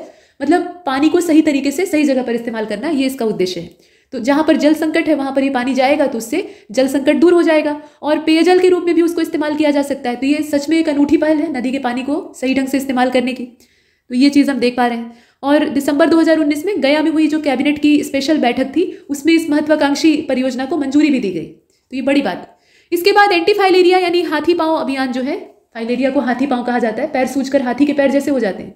तो ये वाला जो अभियान है, इसमें जानने योग्य क्या है, उद्देश्य वही है कि फाइलेरिया को हम जड़ से समाप्त करें, क्योंकि ये बड़ा कष्टदायक रोग है और शरीर का ढांचा भी बिगाड़ देता है। तो पटना समेत संपूर्ण बिहार राज्य के जो स्वास्थ्य विभाग है, मतलब बिहार राज्य का जो स्वास्थ्य विभाग है, उसने हाथी पांव को जड़ से समाप्त करने के लिए एंटी फाइलेरिया अभियान की शुरुआत की है। तो ये तो हमने यहीं देख लिया। खास बात यह है कि राज्य सरकार ने इस अभियान के तहत संपूर्ण बिहार में 2,22,85,279 टू बी एग्जैक्ट, एकदम सटीक आंकड़ा दिया है। तो इतने लोगों को फाइलेरिया रोधी दवा की खुराक देने का लक्ष्य बनाया है। दवा उन तक पहुंचे और वो उस दवा का सेवन करें। नहीं तो फाइलेरिया की टिकिया वैसे भी बढ़ती है और लोग उसे पुड़िया में बांध कर रख देते हैं, खाते नहीं है, लेकिन उसका सेवन करें ताकि वो फाइलेरिया से मुक्त रहें। तो इसका ये अभियान चल रहा है जो कि काबिले तारीफ है। और इसके साथ साथ मलेरिया और कालाजार के संदर्भ में भी इसे जल्दी ही शुरू किया जाएगा, क्योंकि ये सारी जो संक्रामक बीमारियां हैं ये मनुष्यों को बीमार करती है, परेशान करती है। इसके बाद शिखर सम्मेलन जो नवंबर में हो चुके हैं उसको हम देखेंगे। उसके बाद रैंकिंग और रिपोर्ट पर जाएंगे। तो एक ही शिखर सम्मेलन या मेला लगा है जो कि है व्यापार मेला, भारत का अंतर्राष्ट्रीय व्यापार मेला है और ये 41वें नंबर का है। नई दिल्ली में इसका आयोजन हुआ था 14 से लेकर 27 नवंबर 2022 के बीच में। 14 दिवसीय मेला था, वो तो आप वैसे भी गिनकर अंदाजा लगा सकते हैं कितने दिन थे, 14। और उद्घाटन करने वाला जो इसका मंत्रालय था वो वाणिज्य और उद्योग मंत्रालय था। उसके जो मंत्री हैं पीयूष गोयल जी, उन्होंने इसका उद्घाटन किया। विषय था vocal for local, local to global. Vocal for local और लोकल टू ग्लोबल, ये इसका पूरा थीम था। 29 राज्य और केंद्र शासित प्रदेश इस मेले में भाग ले रहे हैं। बिहार, झारखंड और महाराष्ट्र साझेदार राज्य है। ये क्या है, साझेदार राज्य है। और यूपी और केरल जो है ये मुख्य आकर्षण वाले राज्य के तौर पर इसमें हिस्सा ले रहे हैं। तो बिहार इसमें शामिल है, इसलिए आप इसमें इसकी स्थिति को ध्यान रखेंगे। अब रैंक और रिपोर्ट को देख लेते हैं। तो इंडेक्स या रिपोर्ट यहाँ दी हुई है, जैसे कि देश में सबसे साफ सुथरे रेलवे स्टेशन पर जारी ये रैंकिंग जो कि रेल मंत्रालय जारी करता है, जारी करने वाली संस्था का नाम भी आपको पता होना चाहिए। इसमें टॉप और बॉटम दिया हुआ है, उसे हम जानेंगे। अब देखिए कि बीकानेर रेलवे स्टेशन जो है राजस्थान का, ये शीर्ष और नीचे के स्थान का दोनों देखने वाले हैं। इसके बाद दूसरे नंबर पर पटना का रेलवे स्टेशन है बिहार का, और रानी कमलापति रेलवे स्टेशन मध्य प्रदेश का, ये तीसरे स्थान पे है। चौथे स्थान पे छत्रपति शिवाजी महाराज टर्मिनल यानी ये महाराष्ट्र का जो रेलवे स्टेशन है, इसे हम देख रहे हैं इसकी रैंकिंग। और पांचवें स्थान पर जैसलमेर है railway station. Rajendra Nagar terminal Bihar का जो है ये छठवें स्थान पे है, और गुवाहाटी रेलवे स्टेशन जो है ये असम का है, और ये 7वें स्थान पे है। तो यहाँ पूरी 7 तक की रैंकिंग आपने देखी। सबसे साफ सुथरे रेलवे स्टेशनों का ये पूरा रिकॉर्ड दिया हुआ है, जिसमें कि पटना के 2 स्टेशन, माफ कीजिएगा, बिहार राज्य के 2 स्टेशन शामिल हैं। एक तो दूसरे स्थान पे है पटना रेलवे स्टेशन, और दूसरा जो 6वें स्थान पे है राजेंद्र नगर टर्मिनल। इसके बाद अब आगे चलें और ये नेशनल क्राइम रिकॉर्ड ब्यूरो की जो रिपोर्ट है इसको देख लेते हैं, जो कि अपराधियों को सजा दिलाने में अव्वल राज्य को दर्शाती है। तो सजा दिलाने के मामले में सबसे टॉप पर जो राज्य है उसमें यूपी पहले नंबर पर है, उसके बाद बिहार है, और तीसरे नंबर पर राजस्थान है। महिलाओं के खिलाफ जो अपराध होते हैं उसमें शीर्ष राज्य, मतलब सजा दिलाने के मामले में शीर्ष राज्य, उसमें भी यूपी पहले नंबर पर है, दूसरे नंबर पर राजस्थान है, तीसरे नंबर पर मध्य प्रदेश है। इसमें बिहार शामिल नहीं। और आईपीसी और एसएलएल, यहाँ आप देख रहे हैं एसएलएल, क्रिमिनल को सजा दिलाने में जो शीर्ष राज्य हैं, यहाँ पे अलग अलग कैटेगरी बांटी गई है सजा दिलाने के मामले में भी। तो उसमें शीर्ष राज्यों में यूपी पहले नंबर पर है, दूसरे नंबर पर केरल है, और तीसरे नंबर पर महाराष्ट्र है। तो आपके काम की चीज इसमें क्या है, अपराधों में सजा दिलाने के मामले में शीर्ष राज्य। यहाँ पर बिहार की रैंकिंग जो है वो दूसरी है। इसके बाद अगले डाटा को देखते हैं। इसी टेबल में नीति आयोग के द्वारा ये रिपोर्ट जारी की गई है, जिसमें शिक्षा के क्षेत्र में बिहार के 3 जिले जो है वो टॉप 5 में शामिल हो गए। नीति आयोग करता क्या है, तो ये सरकार का थिंक टैंक है। योजना आयोग के स्थान पर इसे ले आया गया है, लेकिन योजना आयोग से इसकी स्थिति भिन्न है। तो देश के अल्प विकसित जो 112 आकांक्षी जिले हैं उनके लिए champion of change delta ranking ये जारी की जाती है नीति आयोग के द्वारा। और शिक्षा के क्षेत्र में देश के 5 सर्वश्रेष्ठ आकांक्षी जिलों की रैंकिंग में जो टॉप 5 की लिस्ट है उसमें बिहार के 3 जिले शामिल हैं। एक तो शेखपुरा है जो कि पहले स्थान पे है, पूर्णिया दूसरे स्थान पे है, और गया तीसरे स्थान पे है। तो ये पूछा जा सकता है, ये मोस्ट इंपॉर्टेंट फैक्ट है। नीति आयोग इसको जारी करता है, ये ध्यान दीजिएगा। और स्वास्थ्य और पोषण के क्षेत्र में प्रगति के आधार पर जारी रैंकिंग में देश के टॉप 5 डिस्ट्रिक्ट्स, जिसमें कि बिहार का केवल अररिया ही शामिल है, उसको आप देख सकते हैं।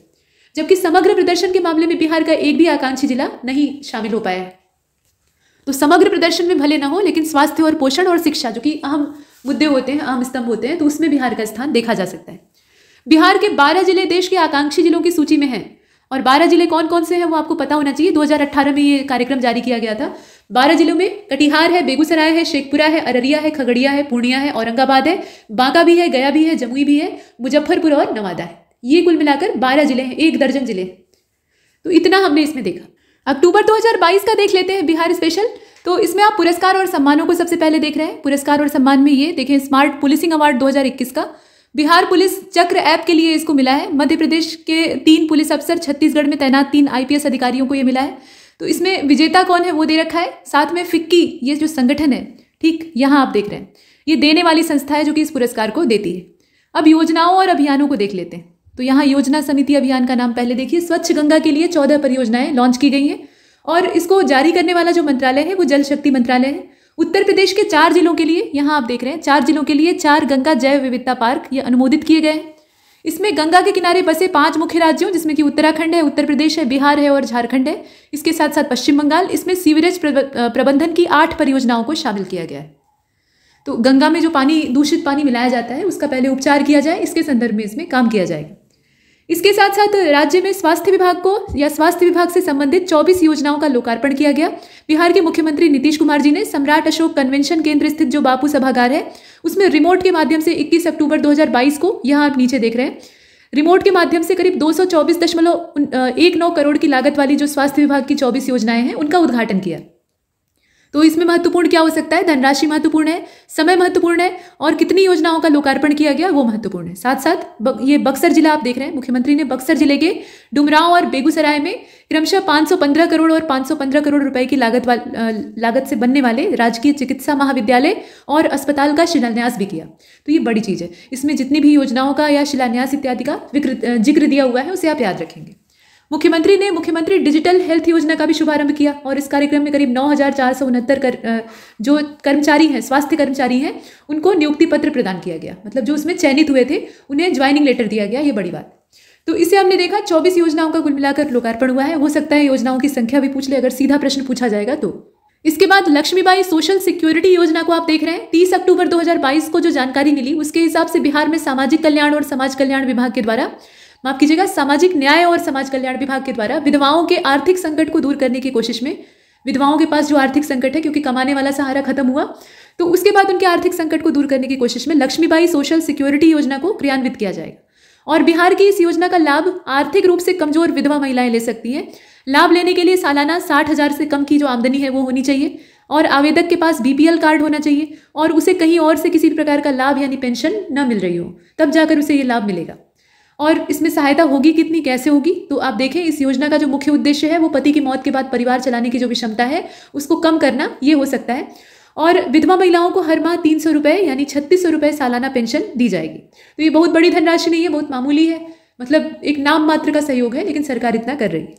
इसके बाद आगे बढ़ते हैं। यहाँ आप शिखर सम्मेलनों को देखेंगे जो कि अक्टूबर 2022 में हुए। तो जेपी की कहानी, ये नीतीश कुमार की जुबानी कार्यक्रम था। जयप्रकाश नारायण की कहानी नीतीश कुमार की जुबानी, पटना बिहार में इसका आयोजन स्थल था। और लोकनायक के नाम से जाने जाने वाले जयप्रकाश नारायण जी की ये 120वीं जयंती थी। ठीक है, जेपी का अपना ही आंदोलन का दौर था, आज़ादी की लड़ाई में भी इन्होंने काम किया।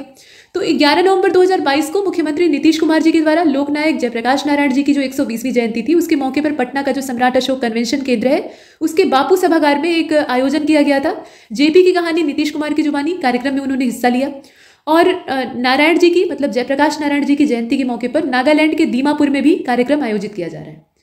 तो ये सब हमने देखा। अच्छा, अब खेल समाचार को देख लेते हैं। तो खेल समाचार अक्टूबर में क्या हो सकता है, राष्ट्रीय 15 साइड जो डिवीजन रग्बी फुटबॉल चैंपियनशिप है उसको यहाँ पर दिया गया है और ये 8 से लेकर 12 अक्टूबर 2022 तक चलती है भुवनेश्वर के किट यूनिवर्सिटी में। इसका जो वेन्यू है वो दिया हुआ है, यानी उड़ीसा की बात हो रही है। और इसमें बिहार की रग्बी टीम जो है वो भी हिस्सा लेती है। बिहार टीम, मतलब बिहार की जो रग्बी टीम है उसमें मुजफ्फरपुर जिले के 2 खिलाड़ी सुनील कुमार और मंजीत कुमार को शामिल किया गया। तो बिहार का इसमें जिक्र आप देख रहे हैं। मुजफ्फरपुर के रग्बी कोच राहुल कुमार महतो ने बताया कि टीम के जाने से पहले बिहार टीम का कैंप मोतिहारी में लगाया गया और पूर्वी चंपारण के डीएम शीर्षत कपिल की देखरेख में 23 खिलाड़ियों को विशेष ट्रेनिंग भी दी गई। अब इसके बाद जो नया डाटा हमारे सामने है वो है इंडियन क्रिकेट टीम में बिहार का एक और खिलाड़ी अपना दम दिखाने जा रहा है, तो ये बड़ी बात है।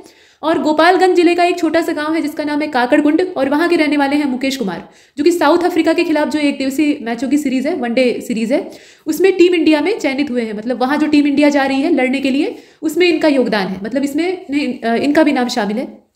अब ये रहने वाले कहाँ के हैं वो पूछा जा सकता है, तो आप जगह याद रखिएगा।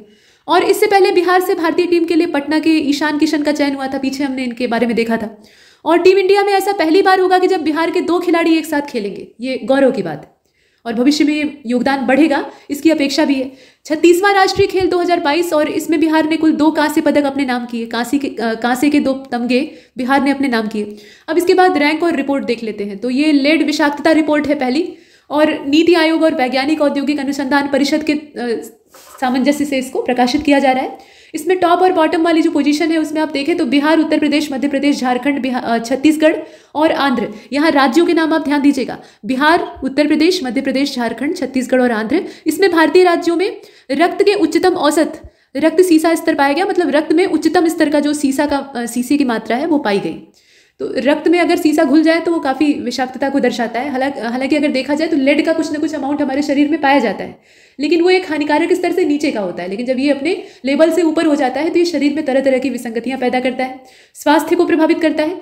और भारत में सीसे की वजह से पीड़ित बच्चों की संख्या 275 मिलियन से ज़्यादा है। ये तंत्रिका तंत्र और पाचन दोनों को खराब कर देता है। इसके बाद आप देख रहे हैं लॉजिस्टिक परफॉर्मेंस इंडेक्स 2022 को department for promotion of industry and internal trade, इसके सौजन्य से इसको प्रकाशित किया जाता है, प्रकाशक का नाम दिया है। और आकांक्षी श्रेणी में शामिल राज्य और केंद्र शासित प्रदेशों में आप देखें तो बिहार, छत्तीसगढ़, गोवा, मिजोरम और अंडमान निकोबार द्वीप समूह, इसके साथ साथ लक्षद्वीप, लद्दाख, नागालैंड, जम्मू और कश्मीर, अरुणाचल प्रदेश, ये सब जो हैं मतलब राज्य और केंद्र शासित प्रदेशों का नाम एक साथ दे दिया है, इन्हें इसमें शामिल किया गया है। अब इसका उद्देश्य क्या हो सकता है? तो उद्देश्य है राज्यों में रसद प्रदर्शन में सुधार पर ध्यान केंद्रित करना, जो देश के व्यापार में सुधार और लेन देन की लागत को कम करने के लिए जरूरी है। और पहली जो लॉजिस्टिक रिपोर्ट है 2018 में जारी की गई थी और ये दूसरे नंबर की रिपोर्ट है, ये भी इसमें जानना आवश्यक है। इसके बाद अब देखेंगे बहुआयामी गरीबी सूचकांक को। तो संयुक्त राष्ट्र विकास कार्यक्रम, यहाँ सौजन्यकर्ता का नाम जरूर देखिएगा, संयुक्त राष्ट्र विकास कार्यक्रम यानी UNDP और ऑक्सफोर्ड पॉवर्टी तथा मानव विकास की ये पहल है। और बिहार में राज्य की आबादी का सबसे अधिक अनुपात है। इसके बाद झारखंड और उत्तर प्रदेश जो है ये बहुआयामी गरीब हैं। तो गरीबी को नापने का ये एक नया नजरिया है और झारखंड, मध्य प्रदेश, उत्तर प्रदेश, छत्तीसगढ़ के बाद में बिहार में कुपोषित लोगों की संख्या जो है वो सर्वाधिक है। तो गरीबी जब ज़्यादा होगी तो कुपोषण वैसे भी ज़्यादा बढ़ेगा, क्योंकि दोनों का आपस में गहरा नाता है, आप समझ सकते हैं। और दूसरी बात यह है कि जब पॉपुलेशन ज़्यादा होगी तो राज्य के संसाधन कम पड़ेंगे उसे हैंडल करने के लिए। तो ये सब हमने देखा। यहाँ 2 बहुविकल्पीय प्रश्न आप देख रहे हैं। 8 सितंबर 2022 की बात है। मुख्यमंत्री नीतीश कुमार जी ने राज्य के कौन से जिले में पितृपक्ष मेला महासंगम 2022 का उद्घाटन किया है? ये जिला कौन सा है? तो ये गया है, ठीक है, गया में इसका उद्घाटन किया गया है, ध्यान दीजिएगा। 8 सितंबर पीछे की बात है लेकिन पता होना चाहिए। इसके बाद अक्टूबर 2022 में बिहार के 9 जिलों में भूजल में यूरेनियम की मात्रा जो है वो एक सीमा से ज़्यादा हो गई थी। तो अब ये कौन से 9 जिले हैं, मतलब उस 9 जिलों में कौन सा शामिल नहीं है ये आपको बताना है। तो खगड़िया, पूर्णिया और बेगूसराय तो उसमें शामिल है, लेकिन औरंगाबाद इसमें शामिल नहीं है। औरंगाबाद इससे बाहर है। सितंबर 2022, एक एक करके हम पीछे की ओर जा रहे हैं। तो सितंबर 2022 का करंट अफेयर आप देखें। स्मार्ट इंडिया हैकथॉन 2022 के हार्डवेयर एडिशन में MIT मुजफ्फरपुर जो है ये विजेता बना है। अब खास बात इसमें क्या क्या हो सकती है वो जानकारियां एक साथ इकट्ठी दी हुई हैं। जैसे कि आप देखें, अगस्त 2022 में मुजफ्फरपुर इंस्टीट्यूट ऑफ टेक्नोलॉजी, जिसे कि शॉर्टकट में हमने अभी MIT कहा, उसकी टीम ने स्मार्ट इंडिया हैकथॉन में हार्डवेयर एडिशन में बाजी अपने नाम की है और विजेता का खिताब जीता है। तो कुल मिलाकर गाजियाबाद का जो KIIT ग्रुप है, ये यहाँ आप देख रहे हैं KIIT ग्रुप ऑफ इंस्टीट्यूशन जो है ये गाजियाबाद का, ध्यान दीजिएगा। इसमें MIT की टीम सृजन 2.0 ने हार्डवेयर एडिशन में हिस्सा लिया था। ये MIT की जो टीम है इसका नाम क्या है? सृजन 2.0। और इंस्टीट्यूट ऑफ टेक्नोलॉजी मुजफ्फरपुर की टीम सृजन 2.0 ये टीम का नाम है, और बाकी मुजफ्फरपुर के टेक्निकल इंस्टीट्यूट की टीम है वो आपको मालूम होना चाहिए। तो इसने एक स्मार्ट डिवाइस बनाया था। ये हार्डवेयर श्रृंखला में जीते हैं तो क्या बनाए थे वो जानना आवश्यक है। तो ये एक स्मार्ट डिवाइस बनाते हैं और इसका काम क्या है? ये मजदूर के हेलमेट और बेल्ट में लगी हुई होगी।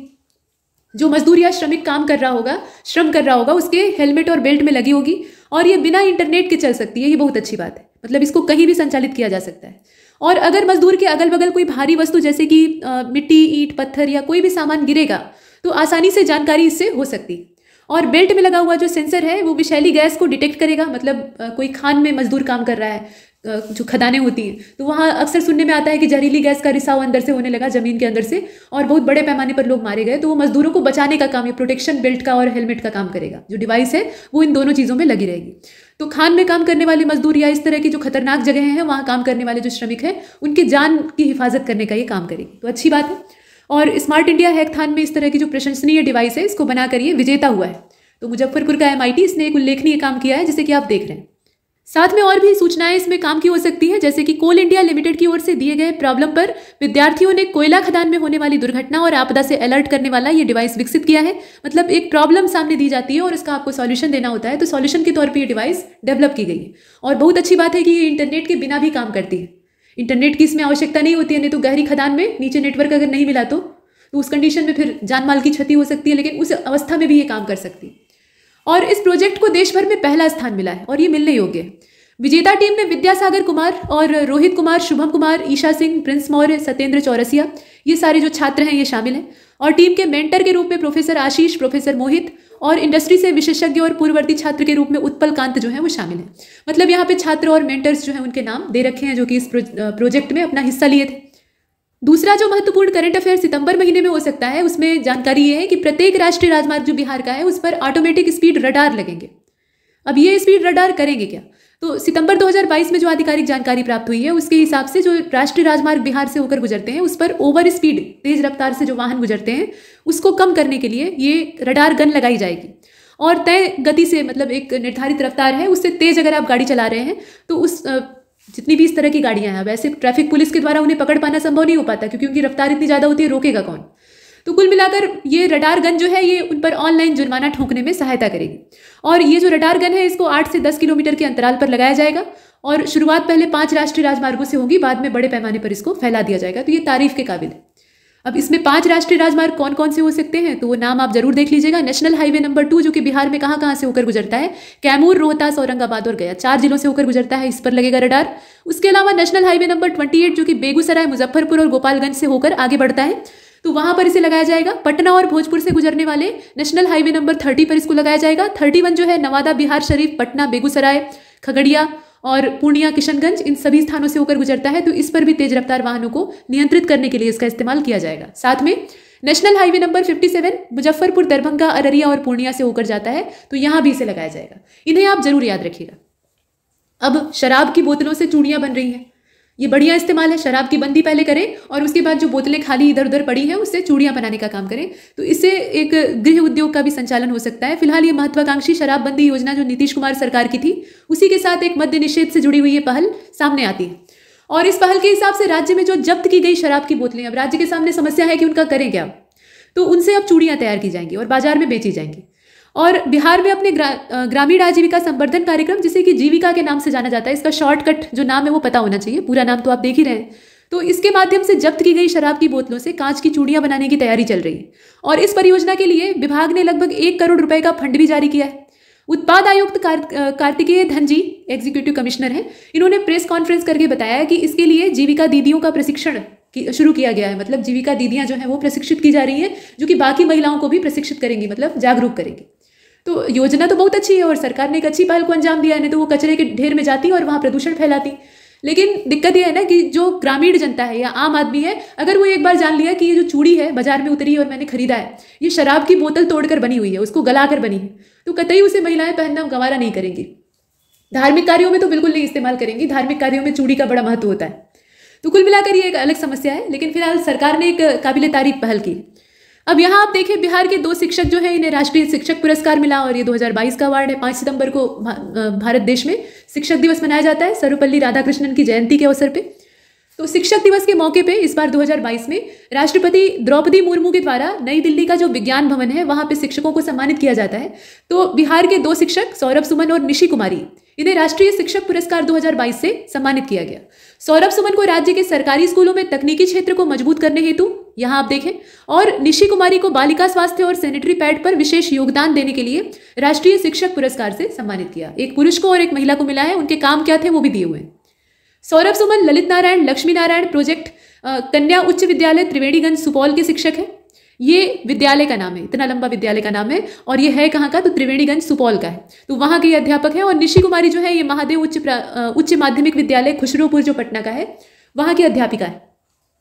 20 शिक्षकों को राष्ट्रीय शिक्षक पुरस्कार, माफ कीजिएगा, 20 शिक्षक जो बिहार के हैं उन्हें राजकीय शिक्षक पुरस्कार से भी सम्मानित किया गया है। ये तो राष्ट्र स्तर की बात हुई, जिसमें कि 2 नाम हमने देखे बिहार के, लेकिन राज्य स्तर पर भी बिहार की गवर्नमेंट इस तरह के अवार्ड देती है। तो 20 अध्यापकों को ये प्राप्त हुआ है और इस वर्ष भारत के 46 शिक्षकों को राष्ट्रीय शिक्षक पुरस्कार के लिए चुना गया और उन 46 में 2 नाम बिहार से था, तो उन्हें हमने देखा। अगली जो न्यूज़ है वो आपको बताती है, अच्छे समाचार हैं। बिहार में भूमि नक्शों की डोर स्टेप डिलीवरी का शुभारंभ किया गया है। अब इसमें क्या होगा, तो 6 सितंबर 2022 को राजस्व और भूमि सुधार विभाग जो बिहार का है, उसके मंत्री आलोक मेहता जी ने शास्त्री नगर स्थित राजस्व सर्वे प्रशिक्षण संस्थान में भू अभिलेख जो होता है और परिमाप निदेशालय की नक्शों की डोर स्टेप डिलीवरी का शुभारंभ किया है। तो ये तो मामला है। अब ये जो पहल है इसका उद्देश्य क्या है, तो भूमि विवाद को सुलझाने का ये काम करेगी। और सही नक्शा अगर लोगों के पास होगा, मतलब अपनी जमीन की पैमाइश करके सही मानचित्र उनके पास होगा, तो इससे ये चीज़ें ज़्यादा क्लियर हो पाएंगी। जो जमीन विवाद है वो आसानी से निपटाया जा सकता है, नहीं तो पता ही नहीं चलेगा किसकी चौहद्दी कहाँ तक है, तो वो सब नक्शे में क्लियर हो जाएगा। और डिजिटल नक्शा उपलब्ध कराया जाएगा, तो हर जगह उपलब्ध भी हो जाएगा इंटरनेट के माध्यम से। और इसके साथ साथ बिहार नक्शा ऑनलाइन मंगाने की सुविधा लागू करने वाला देश का पहला राज्य बन गया है। ये बहुत बड़ी चीज़ है, ये पूछा जा सकता है। अब इसके बाद अगले वाले डाटा को आप देखें, 48वां जूनियर राष्ट्रीय कबड्डी बालिका प्रतियोगिता 2022 बिहार की राजधानी पटना में सितंबर में इसका आयोजन हुआ था और 1 से लेकर 4 सितंबर ये आयोजित हुई थी। 48वें नंबर का इसका संस्करण है, वो आप देख रहे हैं, पटना में आयोजित हुई है। वो ध्यान दीजिएगा, जगह भी पूछी जा सकती है। उद्घाटन करने वाले अपने मुख्यमंत्री जी थे और आयोजन स्थल एकदम एग्जैक्टली आपको पता होना चाहिए। तो पटना का जो कंकड़ बाग है वहाँ पे पाटलिपुत्र इंडोर स्टेडियम है, वहाँ इसको ऑर्गेनाइज किया गया था। अब देखिए कि बिहार की जूनियर बालिका वर्ग कबड्डी टीम जो है, इसने नेशनल टूर्नामेंट में रजत पदक जीतकर दूसरा स्थान प्राप्त किया है, तो इसलिए ये चर्चा में है। प्रतियोगिता में हरियाणा ने स्वर्ण पदक जीता और पहला स्थान प्राप्त किया। खेलों के मामले में हरियाणा जो है वो हमेशा आगे रहता है, लेकिन बिहार का भी प्रदर्शन यहाँ उल्लेखनीय है। और कबड्डी के इतिहास में बिहार दूसरी बार फाइनल में पहुंचा है। मैदानी इलाकों का खेल है कबड्डी। और बिहार की टीम में मोकामा की 2 बेटियां खेल रही हैं। एक तो नैन्सी प्रिया हैं जो कि कप्तान हैं, और इस उप विजेता टीम की ये कप्तान है, मतलब किस टीम की कप्तान है वो आपको बताया गया। और सुमन जो है वो इस प्रतियोगिता में बेहतर प्रदर्शन कर रही है, तो वो भी बिहार की बेटी है। तो इसमें 2 लड़कियों का नाम दिया है जिसे कि आप याद रखेंगे। कुल मिलाकर ये कबड्डी बालिका प्रतियोगिता है, जूनियर लेवल की है। आयोजन स्थल आपको याद रखना है, उद्घाटनकर्ता कौन है, किसने रजत पदक जीता, किसने स्वर्ण जीता, बिहार का कोई उसमें है या नहीं, ये सब देखा जाता है। तो यहाँ आप पूरा देख रहे हैं। इसके बाद अगला जो मामला है वो है कि Bihar state power holding company limited जो है वो REC लिमिटेड के साथ समझौता कर रही है। अब समझौता किस लिए कर रहे हैं? तो बिजली के बुनियादी ढांचे को मजबूत करने के लिए ये समझौता ज्ञापन पर हस्ताक्षर हुआ है। और state power holding company limited, इसके अध्यक्ष सह प्रबंध निदेशक जो है राजीव हंस जी, उन्होंने यहाँ आप देखें ये चीज़, उत्तर बिहार विद्युत वितरण कंपनी लिमिटेड और दक्षिण बिहार विद्युत वितरण कंपनी लिमिटेड, इसके प्रबंध निदेशकों की उपस्थिति में, यानी ये सब जने मिलकर REC लिमिटेड के जो मुख्य कार्यक्रम प्रबंधक हैं जोगीनाथ प्रधान, उनके साथ समझौता किए हैं, समझौता ज्ञापन जो है उस पर हस्ताक्षर किए हैं। तो बिजली की स्थिति, जो बिजली का बुनियादी ढांचा है उसको मजबूत करना इसका उद्देश्य है। अब इसके बाद रामचंद्र माझी जी, इनका देहावसान हो गया। अभी पीछे हमने वन लाइनर में देखा था। अब ये लोक कलाकार है, मतलब हैसियत इनकी क्या है, तो लोक कलाकार है। और 7 सितंबर 2022 को 96 वर्ष की अवस्था में पटना का जो आयुर्विज्ञान संस्थान, इंदिरा गांधी आयुर्विज्ञान संस्थान, वहाँ इनका देहावसान हो गया। ये सारण जिले के रहने वाले थे, बिहार के सारण जिले के निवासी थे।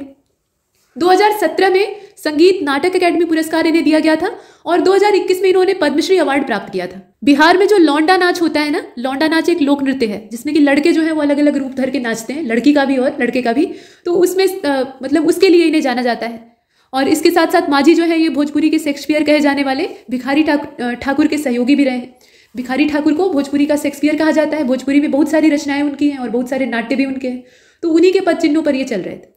अब यहाँ अगला वाला जो है वो एक रबर डैम की बात हो रही है। सबसे बड़े रबर डैम, और देश का सबसे बड़ा रबर डैम है, इसका उद्घाटन किया गया है बिहार में।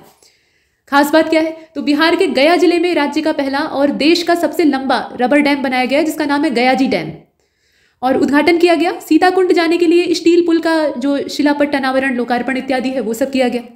गयाजी डैम के बारे में कुछ और अच्छी बातें हैं। निर्माण इसका कहाँ पर हो रहा है, तो विष्णुपद मंदिर के पास जो फल्गु नदी है उस पर किया गया है। अभी नदी कौन सी है, पुल बनाया जा रहा है तो नदी पर बनाया जा रहा है। नदी का नाम आपको पता होना चाहिए।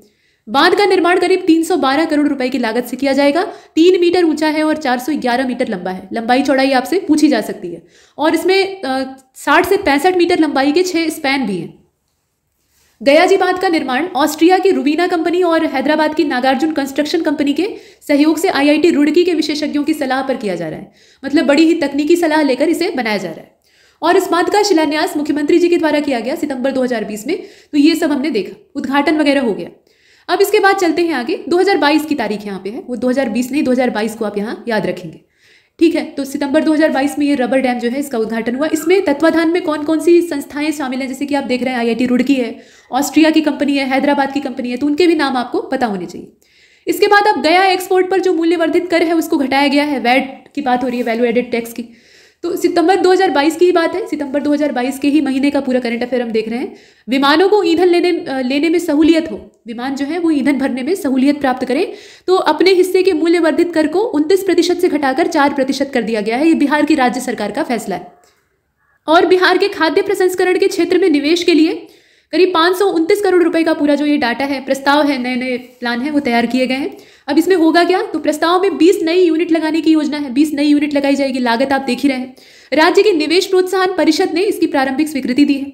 अब ये प्रस्ताव जो है ये राज्य निवेश प्रोत्साहन परिषद की 41वीं बैठक में सामने आया है। बैठक कौन से नंबर की है, तो 41वीं। हालांकि बैठक नंबर नहीं पूछा जाएगा, यहाँ आपसे जो लागत है वो पूछी जाएगी, कितनी यूनिट लग रही है, ये सब पूछा जाएगा। और खाद्य प्रसंस्करण की 7 प्रमुख यूनिटों की स्थापना में 419 करोड़ रुपए के निवेश का प्रस्ताव है। जबकि सबसे अहम यूनिट जो है वो वैशाली में प्रस्तावित है। सबसे अहम वाली कहाँ पे है, वो वैशाली की है। और वैशाली में खाद्य प्रसंस्करण की जो प्रस्तावित यूनिट है उसमें 213 करोड़ रुपए के निवेश की संभावना है। तो लागत आप देख रहे हैं। अब किन जिलों में लगेंगी फैक्ट्रियां वो भी देख लेते हैं। तो बिहार के कौन कौन से जिले हो सकते हैं। एक तो गोपालगंज को आप देख रहे हैं। गोपालगंज स्थित जो विष्णु शुगर मिल्स लिमिटेड है, 90 करोड़ की लागत से मोलासेस बेस्ड एथेनॉल डिस्टिलरी। और पश्चिमी चंपारण स्थित जो मछौलिया शुगर इंडस्ट्री है वो भी मोलासेस बेस्ड जो डिस्टिलरी प्लांट है उसमें 27 करोड़ रुपए खर्च करेगी। इसके अलावा और भी है, जैसे हरिनगर शुगर मिल है पश्चिमी चंपारण में 80 करोड़ की लागत से, 80 करोड़ रुपए की लागत से चीनी मिल प्लांट का जो स्थापना है या लोकार्पण है वो किया जाएगा। और औरंगाबाद औद्योगिक क्षेत्र विभिन्न प्रकार के सत्तू और फ्रूट उत्पाद के कारखानों के लिए जाना जाता है। मतलब वहाँ पे प्रस्तावित है, ये बनेंगे सत्तू और फ्रूट उत्पाद, मतलब फल से बनने वाले और चने का जो भुना हुआ स्वरूप होता है सत्तू। बेसन और सत्तू दोनों चने से बनते हैं। हालांकि सत्तू में कई तरह के अनाजों का पाउडर मिला होता है, लेकिन जो घाटी कही जाती है, घाटी जो है ये भोजपुर क्षेत्र में प्रचलित है। और जो पूर्वांचल है यूपी का, वहाँ भी इसका बड़ा प्रचलन दिखाई देता है। तो वो चने से ही बनाया जाता है। तो कुल मिलाकर ये सत्तू एक प्रोडक्ट हुआ चने का। और उसके साथ साथ जो फ्रूट प्रोडक्शन है उससे प्रसंस्करण किया जाएगा। और इसमें औरंगाबाद का नाम आप देख रहे हैं, औरंगाबाद औद्योगिक क्षेत्र की बात हो रही है। 13 राइस मिल लगाने का भी प्रस्ताव है। अब ये जो राइस मिल है इसके संदर्भ में क्या हो सकता है, तो फूड प्रोसेसिंग से जुड़े हुए जो अन्य प्रपोजल हैं उसमें 110 करोड़ रुपए के निवेश से 13 राइस मिलें लगाने का प्रस्ताव है, जिसमें कि अरवा और उसना चावल भी जुड़ा रहेगा। अरवा और उसना चावल जो है ना, ये तलहा चावल और एक चावल की प्रजातियां हैं, प्रकार हैं, और ये खाने में अलग तरीके से इस्तेमाल किए जाते हैं। इसके अलावा 13 राइस मिलें जो हैं वो सीतामढ़ी, मधुबनी के विद्यानगर, किशनगंज के काशीपुर, बेलवा, रोहतास के करघर और औरंगाबाद के खेरहरी, बांका, पश्चिमी चंपारण, भोजपुर में जगदीशपुर और पूर्णिया में स्थापित की जाएंगी। तो ये सब जो स्थान हैं जहाँ पे प्रसंस्करण केंद्र और मिलें स्थापित होंगी उन्हें आप देख रहे हैं। और क्या चीज़ें हो सकती हैं, तो बिहार इन्वेस्टर्स मीट 2022 29 सितंबर 2022 को बिहार के मुख्यमंत्री नीतीश कुमार जी ने मुख्यमंत्री सचिवालय में बिहार इन्वेस्टर्स मीट 2022 का उद्घाटन किया। महागठबंधन की सरकार बनने के बाद बिहार में पहली बार इन्वेस्टर्स मीट का आयोजन किया गया है और इस कार्यक्रम में उप मुख्यमंत्री तेजस्वी यादव और उद्योग मंत्री समीर कुमार महासेठ ये लोग रहे हैं। ठीक, इस बैठक का आयोजन उद्योग विभाग की ओर से किया गया था और बिहार के साथ दूसरे राज्यों के भी उद्योगपतियों ने इसमें हिस्सा लिया था। इसके अलावा पहले राष्ट्रीय जनतांत्रिक गठबंधन एनडीए सरकार में जो उद्योग मंत्री के तौर पे रह चुके हैं शाहनवाज हुसैन जी, हैदराबाद और नई दिल्ली में भी इन्वेस्टर मीट का आयोजन किया गया। तो इसमें कुछ अलग अलग जानकारियां हैं, देश स्तर पर कहाँ किया गया, कब किया गया, वो तारीख दी हुई है, और साथ में बिहार में कब किया गया, किसके तत्वाधान में किया गया, कौन वहाँ मौजूद था, वो दिया हुआ है। तो ये पूरा इन्वेस्टर्स मीट को हमने देखा। अब इसके बाद सुंदर सुभूमि कार्यक्रम बिहार में आयोजित हुआ है, आइए उसके बारे में भी देख लेते हैं। 24 सितंबर 2022 की बात है। गृह मंत्री अमित शाह जी ने बिहार के किशनगंज में आज़ादी के अमृत महोत्सव पर आयोजित सुंदर सुभूमि कार्यक्रम को संबोधित किया और इस मौके पर श्री अमित शाह जी ने स्वतंत्रता सेनानी भृगुनाथ शर्मा जी और स्वतंत्रता सेनानियों स्वर्गीय श्री गोपाल राय वैद्य हैं और श्री लाल रंजन राय हैं, तो इनके द्वारा आज़ादी की लड़ाई में जो योगदान दिया गया है उसके लिए इनके परिजनों को सम्मानित किया, क्योंकि वो पुरस्कार लेने के लिए जीवित तो है नहीं, तो उनके जो परिजन शेष हैं उन्हें इससे सम्मानित किया गया।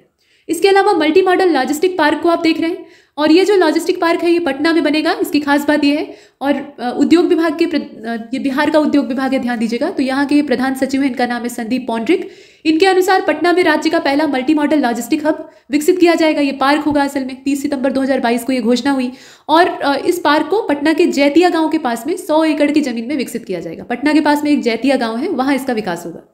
इसके बाद ई अभियोजन पोर्टल को आप देखें और इसके उपयोग के मामले में जो रिपोर्ट जारी हुई है, बिहार को इसमें तीसरा स्थान प्राप्त हुआ है, इसलिए इसकी चर्चा हो रही है।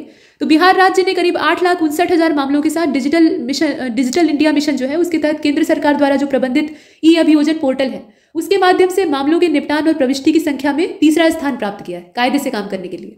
और अगस्त 2022 के अंत तक आंकड़ों के हिसाब से उत्तर प्रदेश 9.12 मिलियन इन मामलों को निपटाने के मामले में पहले स्थान पे है। मध्य प्रदेश का दूसरा स्थान है 2.31 मिलियन के साथ और बिहार का आप देख ही रहे हैं आंकड़ा 8,59,000, तो इसके साथ ये तीसरे स्थान पे है। गुजरात का चौथा स्थान है, छत्तीसगढ़ का 5वां स्थान है। तो ये सब आपने देखा। इसके बाद आप अगले वाले डाटा को देखें। बिहार के राज्यपाल ने मोदी @20 सपने हुए साकार नाम की पुस्तक का लोकार्पण किया है। खास बात यह है, ये आप देखिए 12 सितंबर 2022 का डाटा है। महामहिम राज्यपाल और इनका नाम आप जानते हैं फागू चौहान जी, इन्होंने इसका लोकार्पण किया और ये पुस्तक गुजरात के मुख्यमंत्री और भारत के प्रधानमंत्री के रूप में नरेंद्र मोदी जी के द्वारा जो विगत 20 वर्ष हैं उसमें किए गए कामों की पृष्ठभूमि और उनकी जो तपस्या, त्याग या संघर्ष इत्यादि है उसका ब्यौरा प्रस्तुत करेगी। और ब्लू क्राफ्ट डिजिटल फाउंडेशन के द्वारा संपादित संकलित ये एक संकलन है जिसे कि आप यहाँ पर देख रहे हैं। अब जो स्कूली बच्चे हैं वो बैग ढोते ढोते तंग आ गए हैं, तो बस्ते का बोझ हल्का करने की बात पहले से ही चल रही थी। राज्य के स्कूलों में अब नो बैग डे भी होगा और अनिवार्य खेल पीरियड भी होगा ताकि बच्चे तनाव मुक्त हो सके और पढ़ाई के स्ट्रेस से बाहर आकर थोड़ा सा जो फिजिकल एक्टिविटी है उसको कर सके।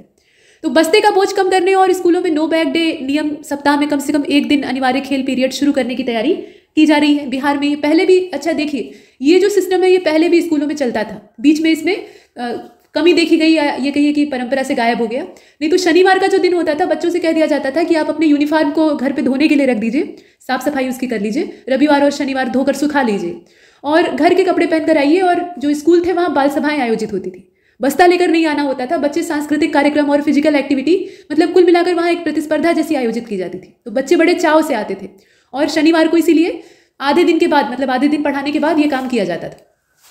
तो ये चीज़ आप देख रहे हैं। अब यहाँ कुछ नए ढंग से शुरू किया जाएगा। बस्ते का बोझ कम करने के लिए स्कूलों में नो बैग डे की जो अपील है, नियम है, उसको लाने की तैयारी है।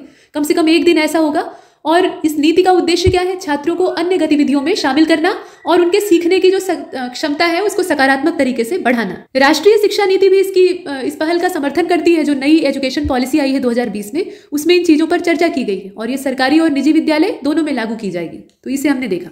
अच्छा, बिहार के 2 जिलों का पूरा जो नया गजेटियर है वो तैयार किया जाएगा। अब इसमें खास बात क्या हो सकती है? तो पटना और दरभंगा जिला, इनके लिए इसे तैयार किया जाएगा। 52 वर्षों बाद प्रकाशन होना है इसका पटना जिले के लिए।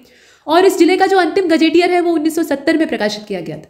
35 विभागों के जिला स्तरीय पदाधिकारियों की हर एक सूक्ष्म से सूक्ष्म, छोटी से छोटी जो विवरण या जानकारियां हैं उनको 2 सप्ताह के अंदर उपलब्ध कराने का निर्देश दिया गया है।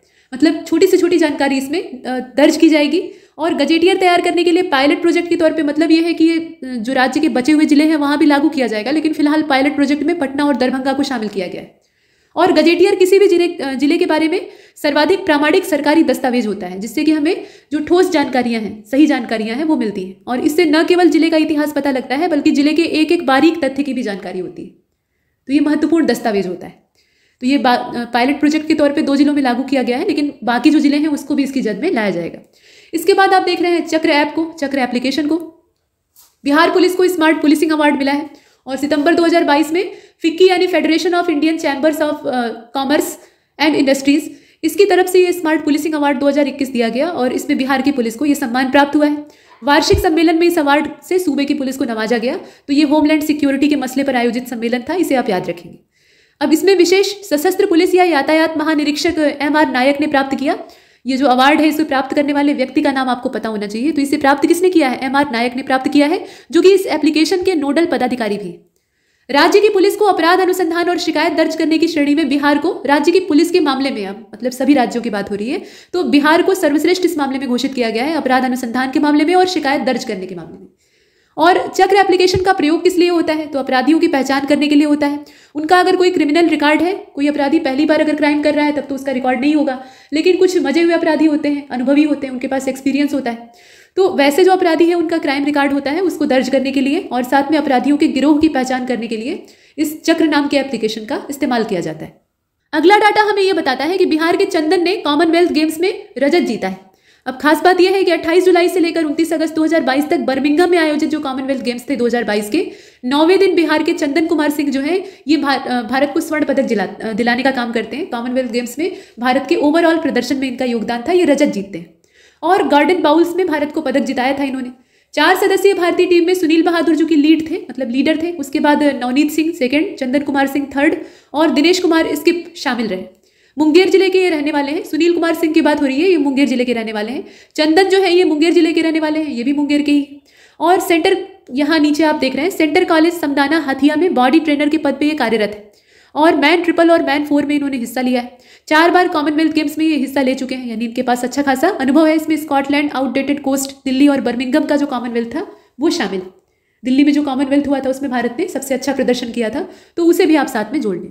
अब यहाँ जो डाटा आप अगला देखेंगे वो 1 से लेकर 15 जनवरी 2023 यहाँ से लेकर जनवरी 2022 तक जितने भी महत्वपूर्ण तथ्य हो सकते हैं उन्हें कवर करेगा।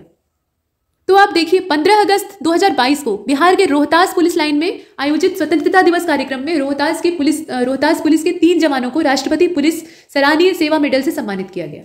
ये जो राष्ट्रपति पुलिस सराहनीय सेवा मेडल है ये प्राप्त हुआ 3 जवानों को और रोहतास जिले के एसपी हैं आशीष भारती, डीएम धर्मेंद्र कुमार, इन दोनों जने के द्वारा, मतलब डीएम और एसपी के द्वारा, तीनों जवानों। और ये सिपाही कौन कौन है? तो दीपक कुमार पोद्दार हैं, व्यास प्रसाद हैं और बसंत कुमार हैं। इन्हें सम्मान पत्र प्रदान किया गया। तो इसमें महत्वपूर्ण क्या है? नाम महत्वपूर्ण है। ये तीनों सिपाहियों के नाम आपको पता होने चाहिए।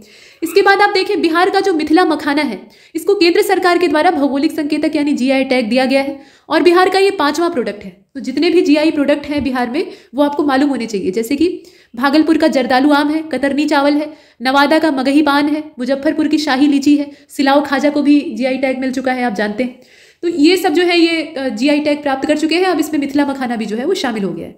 बिहार के 2 साहित्यकारों को बाल साहित्य पुरस्कार 2022 दिया गया। ये साहित्य पुरस्कार है। अब देखिए बाल साहित्य के मामले में मधुबनी जिले के डॉक्टर वीरेंद्र झा जो है इनकी पुस्तक है मैथिली बाल कथा संग्रह है, ये उड़नछू, मैथिली भाषा का ये बाल कथा संग्रह है जिसका नाम है उड़नछू और इसके लिए साहित्य अकादमी की ओर से बाल साहित्य पुरस्कार 2022 इनको दिया गया। और जफर कमाली सीवान जिले के रहने वाले हैं। 2020 में प्रकाशित बाल कविता का संग्रह हौसलों की उड़ान के लिए हिंदी भाषा के लिए इन्हें पुरस्कार हेतु चुना गया था। इसके बाद बिहार विधान परिषद में विपक्ष के नेता सम्राट चौधरी जी हैं और विधानसभा में विपक्ष के नेता विजय सिन्हा जी हैं, ये जानकारी है। नए सभापति यानी स्पीकर जो है वो देवेंद्र चंद्र ठाकुर हैं और बिहार विधानसभा के 17वें अध्यक्ष अवध बिहारी चौधरी हैं। तो ये कुछ नई जानकारियां हैं राजनीतिक फेरबदल का। आउटलुक ट्रैवलर अवार्ड 2022 की बात करें तो पटना को सर्वश्रेष्ठ आध्यात्मिक स्थल का सम्मान मिला है और Daljit Singh Patna metro rail corporation के निदेशक बने हैं, ये भी एक नई न्यूज़ है। बिहार के वर्तमान कानून मंत्री और डॉक्टर शमीम अहमद इनका नाम है, तो इन्हें आप याद रखेंगे। पूछा जा सकता है कि बिहार के तत्काल में कानून मंत्री कौन है, या हो सकता है कि 3-4 स्टेटमेंट दे दे और उसमें ये स्टेटमेंट लिखा रहे, इसमें कहा जाए कि पहचानिए सही है या नहीं, तो आपको मालूम होना चाहिए। इनका नाम है शमीम अहमद। नेक्स्ट, आगे का तथ्य आपको बताता है कि मुख्यमंत्री नीतीश कुमार जी ने हाल ही में यानी हाल फिलहाल में बिहार विधान परिषद की कबीर वाटिका में निर्मित, ये नया बना हुआ है इसीलिए नवनिर्मित, 200वें सत्र ये स्मृति स्तंभ का अनावरण किया है। तो ये स्मृति स्तंभ जो है ये नवनिर्मित है और इसका अनावरण मुख्यमंत्री जी के द्वारा किया गया। इसकी अवस्थिति कहाँ पे है, तो बिहार विधान परिषद का जो कबीर वाटिका है वहां पे इसे स्थापित किया गया है। नेशनल क्लीन एयर प्रोग्राम जो है, अभी एयर क्वालिटी इंडेक्स को हमने पीछे देखा बिहार में कितना खराब है, तो नेशनल क्लीन एयर प्रोग्राम के तहत नगर वाटिका स्थापित करने हेतु बिहार में 3 शहर चुने गए हैं। एक तो पटना है, मुजफ्फरपुर है और गया है। वाटिका बनाने से प्रदूषण से काफी हद तक मुक्ति पाई जा सकती है, हालांकि वाटिका में तो छोटे छोटे ही वृक्ष होते हैं। और इसके बाद आप देखें कि बिहार में ग्रामीण विकास विभाग ने वित्तीय वर्ष 2022-23 की जो पहली तिमाही है, पहली तिमाही का मतलब क्या, यहाँ अप्रैल से जून की बात हो रही है, तो इसमें मनरेगा के तहत जिलों की प्रदर्शन रिपोर्ट को जारी किया है। ये असल में वित्तीय वर्ष है ना, नए वर्ष से हम लोग नहीं गिनेंगे, नए वर्ष से गिनते तब तो जनवरी फरवरी मार्च वो पहली तिमाही होती, लेकिन जो वित्तीय वर्ष है वो कब शुरू होता है, 31 को खत्म होता है और 1 अप्रैल से शुरू होता है। तो उस हिसाब से अप्रैल से लेकर जून तक ये मनरेगा के तहत जो पहली तिमाही है उसमें जिलों के प्रदर्शन की रिपोर्ट को जारी किया गया और बक्सर जिले को इसमें पहला स्थान प्राप्त हुआ है। बक्सर के बाद जहानाबाद, वैशाली, गया, पूर्वी चंपारण को इसमें स्थान प्राप्त हुआ है। सबसे निचले स्थान पर शिवहर है, ठीक है, सबसे नीचे जो पोजीशन है वो किसकी है, शिवहर की है। बिहार के नए स्वास्थ्य मंत्री तेजस्वी यादव जी हैं और शिक्षा मंत्री चंद्रशेखर हैं, ये नाम आप देख रहे हैं। बिहार के नए कृषि मंत्री सुधाकर सिंह हैं और नए वित्त मंत्री विजय कुमार चौधरी हैं। अब यहाँ बड़ी बात है कि हाल ही में मोतिहारी में 20 फीट ऊंचे और 5 लाख रुद्राक्ष से बने, 5 लाख रुद्राक्ष से बने, रुद्राक्ष जो है वो रुद्राक्ष के फल का बीज होता है, जो माला हम लोग इस्तेमाल करते हैं ना वो असल में बीज होता है। तो इससे बने शिवलिंग की स्थापना की गई है और यह बिहार का पहला इतना ऊंचा शिवलिंग है जो कि रुद्राक्ष से बना है। इस शिवलिंग का निर्माण गोल्ड प्लेटिनम से किया गया है, ठीक, तो रुद्राक्ष का उसमें मटेरियल के तौर पे इस्तेमाल किया गया है। अब इसके बाद बिहार स्टार्टअप पॉलिसी 2022 को आप देखें, 29 जुलाई 2022 को बिहार के उद्योग मंत्री सैयद शाहनवाज हुसैन ने उद्योग विभाग की बिहार स्टार्टअप पॉलिसी 2022 को लॉन्च किया। बिहार के युवा उद्यमियों को बिहार स्टार्टअप पॉलिसी 2022 के तहत सीड फंड के रूप में 10 साल के लिए 10 लाख रुपए की रकम बिना ब्याज के दी जाएगी। ये जो 10 लाख रुपए की रकम है ये बिना ब्याज के दी जाएगी और जरूरत पड़ने पर मार्गदर्शन, ट्रेनिंग, मार्केटिंग इत्यादि में मदद भी की जाएगी। इसके साथ साथ स्टार्टअप के तहत प्रोत्साहन योजनाओं का लाभ देने के लिए स्टार्टअप पोर्टल भी शुरू किया जाएगा। हाल ही में बिहार सरकार ने राज्य में ग्रामीण क्षेत्रों के युवाओं को बेहतर स्वास्थ्य के प्रति जागरूक करने के लिए राज्य के सभी पंचायतों में, जितनी भी पंचायतें हैं सभी में ओपन जिम खोलने की घोषणा की और 15वें वित्त आयोग की अनुशंसा से प्राप्त राशि से पंचायतों में ओपन जिम खोले जाएंगे। तो ये सारी सूचनाएं हैं जो कि आपको इकट्ठी करनी है, रिवीजन के तौर पर इस्तेमाल करना है। हाल ही में भारतीय राष्ट्रीय राजमार्ग प्राधिकरण इसने दानापुर रेलवे स्टेशन से बिहटा के लिए ईएसआई मेडिकल कॉलेज तक, ये आप इसकी रेंज देख रहे हैं, बिहटा के ईएसआई मेडिकल कॉलेज तक एलिवेटेड कॉरिडोर के निर्माण के लिए निविदा दी है। ठीक है, ये कैसा कॉरिडोर होगा, एलिवेटेड कॉरिडोर होगा और इस प्रोजेक्ट के तहत 21 किलोमीटर लंबे एलिवेटेड कॉरिडोर का निर्माण किया जाएगा। इसकी लंबाई कितनी है, 21 किलोमीटर है, ध्यान दीजिएगा। इसमें लंबाई भी पूछी जा सकती है, ऐसे पुलों की लंबाई कहाँ से कहाँ तक है वो सब पूछा जाता है। और राष्ट्रीय एथलेटिक्स प्रतियोगिता में बिहार का जो आरा है उसके खजुरिया गांव की रहने वाली अंजू कुमारी जी, इन्होंने 2 स्वर्ण पदक जीते हैं, तो इनका भी नाम आपको याद रखना पड़ेगा। और बिहार का सबसे बड़ा और दूसरा जो तारामंडल है वो दरभंगा जिले में बनाया जा रहा है। पहला वाला कहाँ बनाया गया, हमने एकदम शुरू में देखा था। बिहार के मशहूर लोक गायिका पद्मभूषण डॉक्टर शारदा सिन्हा को लोक कलाओं के संरक्षण और संवर्धन के लिए लोक निर्मला सम्मान से सम्मानित किया गया। छठ पूजा के बहुत सारे गीत इन्होंने गाए। बिहार के मुख्यमंत्री नीतीश कुमार जी ने बिहार के पूर्णिया जिले में भारत के पहले इथेनॉल संयंत्र का उद्घाटन किया है और प्लांट की स्थापना eastern India biofuels private limited के द्वारा 105 करोड़ रुपए की लागत से की जा रही है। और पहली छमाही में, मतलब वर्ष 2021 की पहली छमाही जो थी बिहार में, एथेनॉल उत्पादन प्रोत्साहन नीति के साथ इसे लाया गया था और यह देश का पहला अनाज से एथेनॉल का उत्पादन किया जाएगा, एथिल अल्कोहल बनाया जाएगा जो कि शराब होती है। तो इस प्रकार का ये संयंत्र है, पहला अनाज आधारित संयंत्र है। अब इसके बाद आप देखें बिहार के वैशाली जिले में बुद्ध सम्यक दर्शन संग्रहालय बनाया जा रहा है। ये बौद्ध धर्म से जुड़ा हुआ संग्रहालय होगा। और बिहार के बांका में राज्य के उद्योग मंत्री शाहनवाज हुसैन जी के द्वारा कोकून बैंक का उद्घाटन किया गया। अब ये कोकून बैंक क्या चीज़ है? तो ये बैंक लोगों को रेशम का धागा तैयार करने में आसानी उपलब्ध करवाएगा। कोकून का मतलब यहाँ जो शहतूत पर पाला जाने वाला रेशम का कीड़ा होता है, उसके कोकून की बात हो रही है। अब इसके बाद आप देख रहे हैं केंद्रीय सड़क परिवहन मंत्री नितिन गडकरी और मुख्यमंत्री मतलब बिहार राज्य के मुख्यमंत्री नीतीश कुमार जी ने पटना में जो महात्मा गांधी सेतु है उसकी दूसरी लेन का उद्घाटन किया। दूसरी लेन का उद्घाटन किया गया, इसे आप यहाँ दिमाग में रखेंगे। मई 2022 मुख्यमंत्री नीतीश कुमार जी ने शिवहर जिले में निर्माणाधीन बेलवा डैम प्रोजेक्ट का निरीक्षण भी किया था। और इस बांध को यानी ये जो डैम है इसको सरकार के द्वारा मई 2016 में स्वीकृति दी गई थी। और बेलवा बांध शिवहर जिले के पिपराही प्रखंड में बेलवा में स्थित जो बागमती नदी है, ध्यान दीजिएगा यहाँ नदी कौन सी है, बेलवा इसका क्षेत्र है और नदी का नाम है बागमती, वहां पे ये निर्माणाधीन बांध है। बिहार विधानसभा में यहाँ आप देखें ई विधान प्रणाली को लागू किया जाएगा। और जो हिमाचल प्रदेश है वहाँ ई विधान प्रणाली की शुरुआत ये 4 अगस्त 2014 को की गई थी। तो अभी बिहार विधानसभा में भी ये लागू की जाएगी, ये इसमें जानने योग्य तथ्य है। अब बिहार विधान परिषद 25 नवंबर 2021 को पूरी तरह से नेवा प्लेटफॉर्म यानी नेशनल ई विधान एप्लीकेशन प्लेटफॉर्म पे जाने जाने वाला देश का पहला सदन बन गया। ये 25 नवंबर 2021 की बात है। और इसके अंतर्गत पेपरलेस मोड में नेवा प्लेटफॉर्म पे, ये नेवा का फुल फॉर्म आपने देखा, इस पर शीतकालीन सत्र 2021 का आयोजन किया गया। तो इस मामले में बिहार को ये उपलब्धि प्राप्त हुई। मई 2022 की बात कर लेते हैं। बिहार सरकार ने अधिकारियों और कर्मचारियों के कार्यों का मूल्यांकन करने के लिए स्पैरो नाम की एक प्रणाली को लागू किया है, जिसे वर्ष 2019 में राष्ट्रीय स्तर पर लॉन्च किया गया था। स्पैरो एक ऑनलाइन मूल्यांकन प्रणाली है जिसे कि राष्ट्रीय सूचना विज्ञान केंद्र के द्वारा विकसित किया गया है। स्पैरो ये प्रणाली आप ध्यान दीजिएगा। और जून 2022 में बिहार मछली उत्पादन में देश भर में चौथे स्थान पे पहुंच गया था। बिहार का स्थान कितना था? चौथा मछली उत्पादन के मामले में। 27 अप्रैल 2022 हैदराबाद में आयोजित समन्वित चावल सुधार परियोजना की जो 57वीं वार्षिक धान शोध बैठक थी, उसमें धान की नई किस्म हीरा का चयन किया गया राष्ट्रीय स्तर पर उत्पादन के लिए। ये धान की प्रजाति है हीरा। और इस नई किस्म का विकास भागलपुर का जो बिहार कृषि विश्वविद्यालय है उसके क्षेत्राधीन वीर कुंवर सिंह कृषि महाविद्यालय डुमरांव के वैज्ञानिक के द्वारा किया गया था, प्रकाश सिंह और उनकी टीम। ठीक है, ये वैज्ञानिक जो है इनका नाम है डॉक्टर प्रकाश सिंह और साथ में इनकी टीम, इसने शोध करके इस चावल को विकसित किया है जिसका नाम है हीरा। इसके बाद अब बिहार टेक्सटाइल और लेदर पॉलिसी 2022 को देख रहे हैं, जिसे लॉन्च किया गया था 8 जून 2022 को बिहार सरकार के द्वारा। और इस पॉलिसी का उद्देश्य क्या है? तो उद्देश्य है बिहार के इस क्षेत्र को घरेलू और वैश्विक निवेशकों के लिए निवेश के प्रमुख संभावित केंद्र के तौर पर विकसित करना। और कपड़ा और चमड़ा व्यवसाय शुरू करने वाले उद्यमियों के लिए कई प्रकार का प्रोत्साहन भी इसमें शामिल है। अप्रैल 2022 समस्तीपुर का जो मोरवा प्रखंड है उसके अंतर्गत इंद्रवारा गांव में मुख्यमंत्री नीतीश कुमार जी ने बाबा केवल धाम राजकीय मेले का उद्घाटन किया।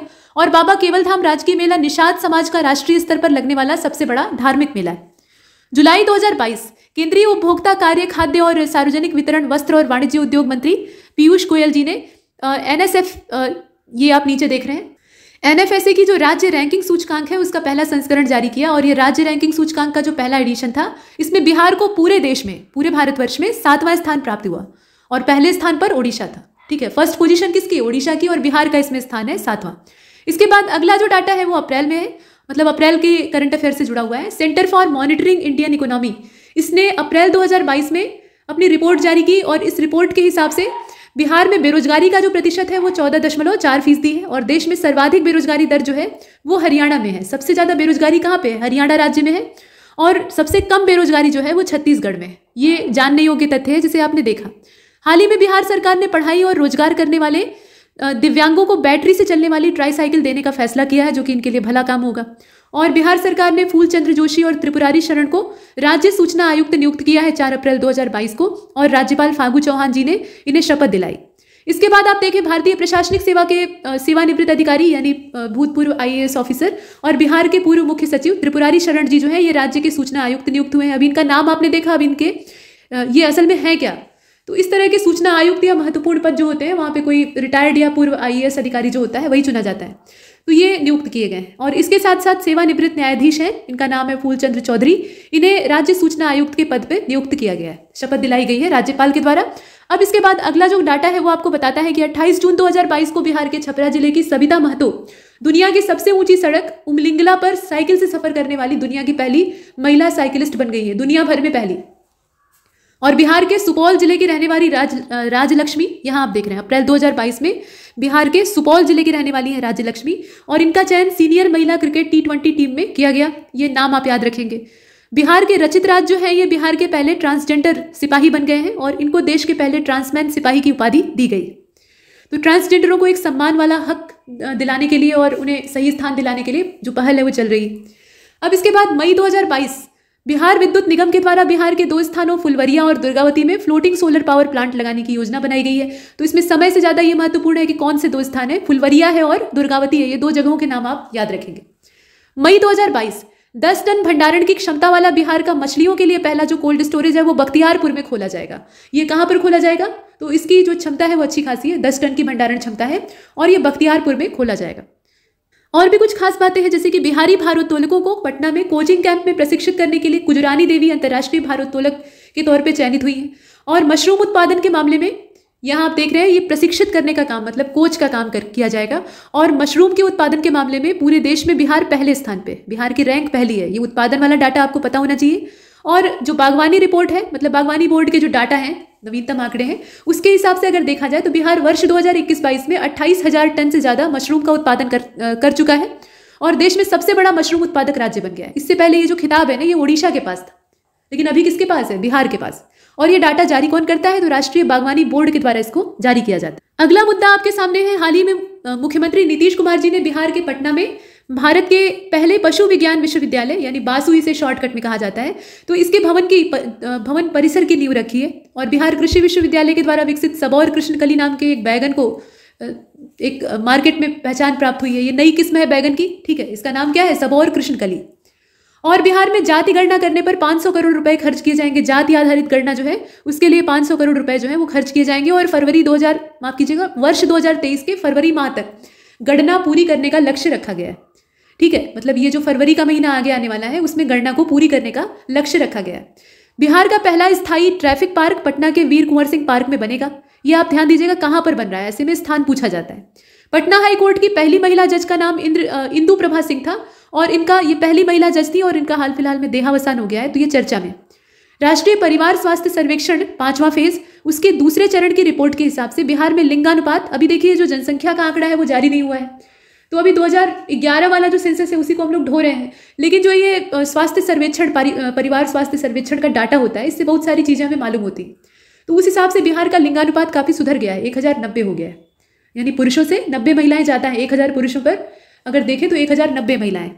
और ये जो डाटा है अब इसमें जो इसका 4th फेज था, ये 5वें नंबर का सर्वेक्षण है। जो चौथा सर्वेक्षण था उसकी तुलना अगर हम इस वाले से करें, नए वाले से करें, तो उसमें हम देखेंगे कि NFHS का जो 4th फेज था मतलब चौथे नंबर का सर्वे था, उससे 5वें नंबर के सर्वे में प्रजनन दर में कमी आई है।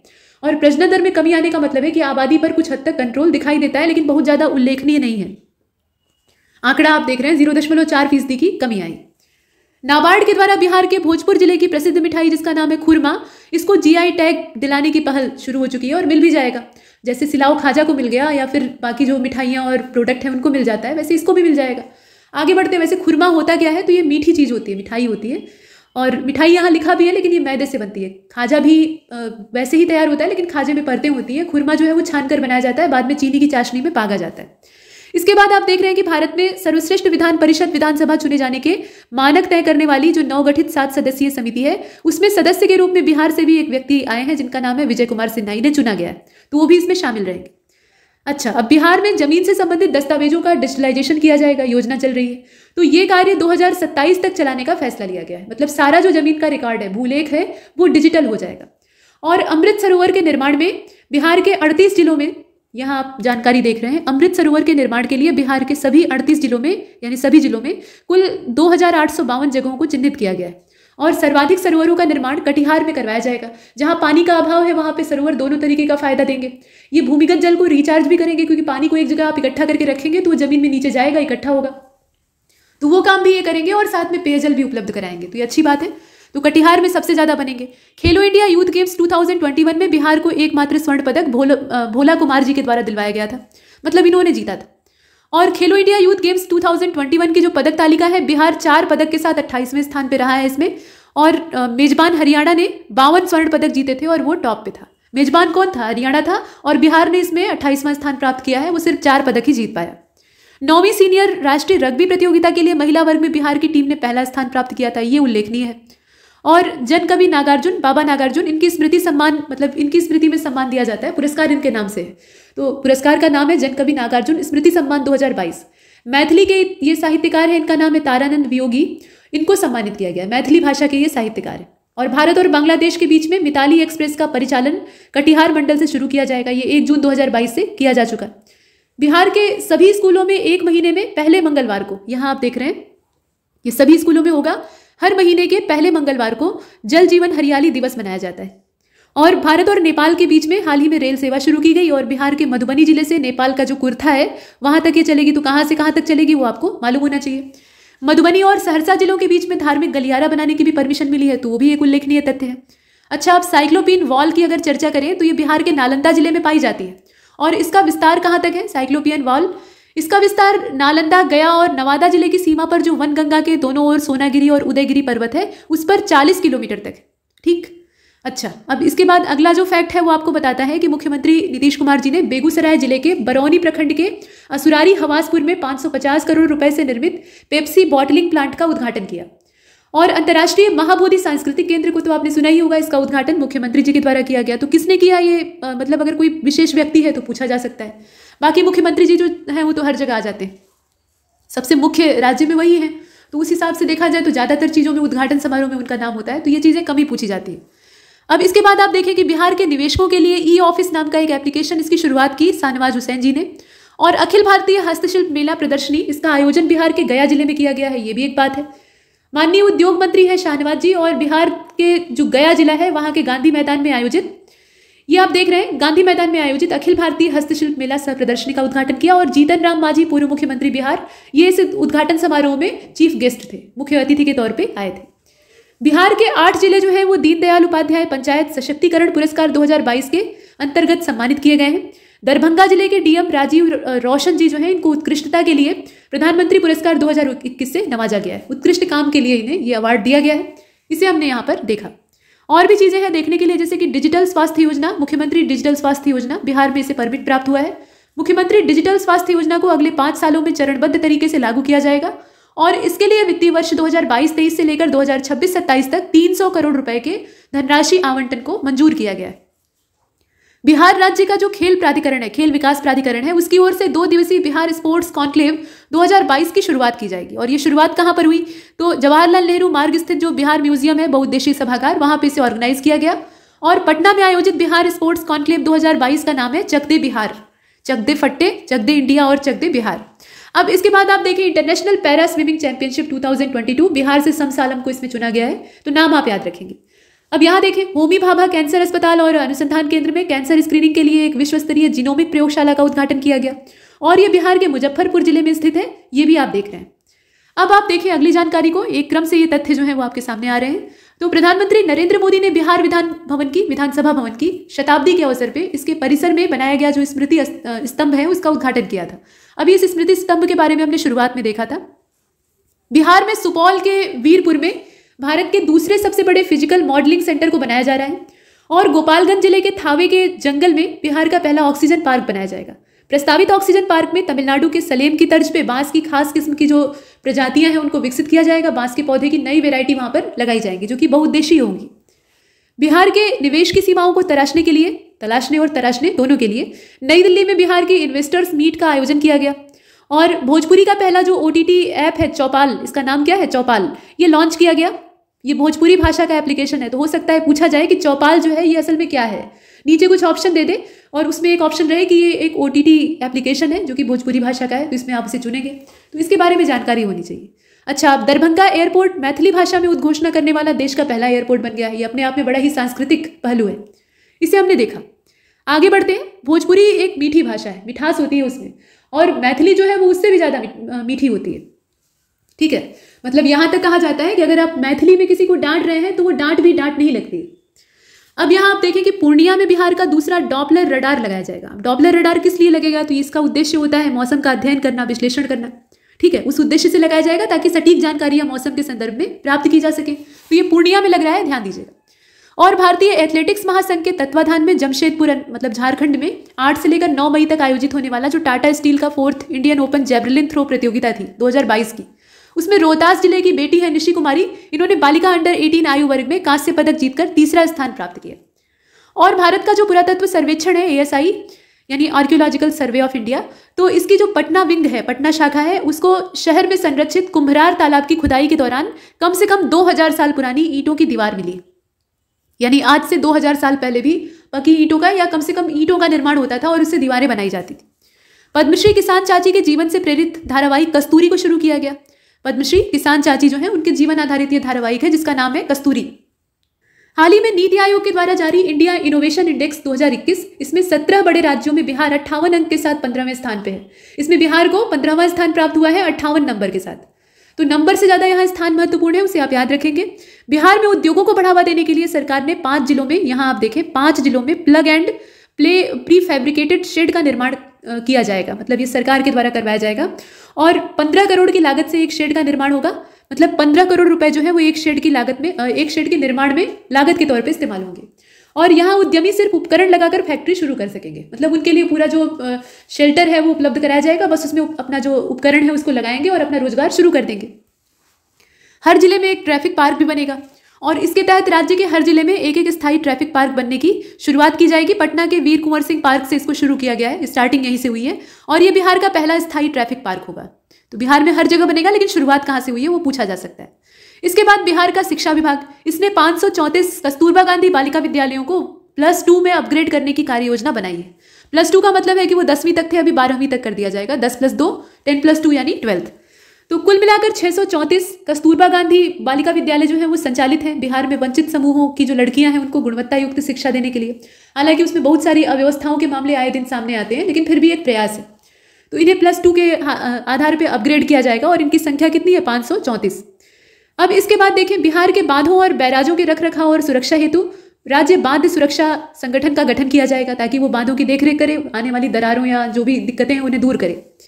बिहार राज्य में स्टेशन पुनर्विकास परियोजना के तहत विश्व स्तरीय स्टेशन के रूप में विकसित करने के लिए पूर्व मध्य रेलवे के 12 स्टेशनों को चिन्हित करने की जानकारी दी गई है। तो ये कुछ संख्या आपसे पूछी जा सकती है। और जो परिवार स्वास्थ्य सर्वेक्षण जो 5th इसकी रिपोर्ट जारी हुई है उसमें यह बताया गया कि महिलाओं के खिलाफ घरेलू हिंसा के मामलों में बिहार राज्य का देश में दूसरा स्थान है और पहले स्थान पे कौन है? कर्नाटक है। दूसरे स्थान पर बिहार है और पहले स्थान पे कर्नाटक है, वो आपको रैंकिंग पता होनी चाहिए। और सुप्रीम कोर्ट ने बिहार के पटना के कलेक्ट्रेट सभागार की कार्यालय की असल में 350 साल पुरानी इमारत को गिराने की इजाजत दी है क्योंकि वो बहुत ही जर्जर हो गई थी। और बिहार के 2 स्थानों फुलवरिया और दुर्गावती पर फ्लोटिंग सोलर पावर प्लांट लगाए जाने की योजना बनाई गई है। ये 2 स्थानों पे है, तो फुलवरिया और दुर्गावती को आप याद रखेंगे। बिहार हिंदी साहित्य सम्मेलन में कवयित्री सागरिका राय, इनके काव्य संग्रह अनहद स्वर इसका लोकार्पण हुआ। पूछा जा सकता है कि अनहद स्वर जो काव्य संग्रह है वो किसके द्वारा रचित है? तो इसमें जो कवित्री है उनका नाम ये आपको मालूम होना चाहिए। बख्तियारपुर अभियंत्रण महाविद्यालय की बात हो रही है। इसमें इलेक्ट्रिकल एंड इलेक्ट्रॉनिक्स विभाग के सहायक प्राध्यापक के पद पर कार्यरत जहानाबाद के हैं ओम प्रकाश गजेला। ठीक है, ओम प्रकाश गजेला इनका नाम है, गुजेला असल में कहते हैं। रिसर्च के क्षेत्र में कार्य करने वाली प्रतिष्ठित संस्थान BD गुड प्रोफेशनल एसोसिएशन, इसके द्वारा इन्हें युवा वैज्ञानिक पुरस्कार से सम्मानित किया गया है। युवा वैज्ञानिक पुरस्कार 2021 वाला ये इनको मिला है। इनका पूरा परिचय साथ में दिया हुआ है, तो ये डाटा आपको मालूम होना चाहिए। बिहार हिंदी साहित्य सम्मेलन में जो 103वां वार्षिकोत्सव था उसमें डॉक्टर महेंद्र मधुकर को उनकी दीर्घ काव्य साधना के लिए साहित्य मार्तंड अवार्ड से सम्मानित किया गया।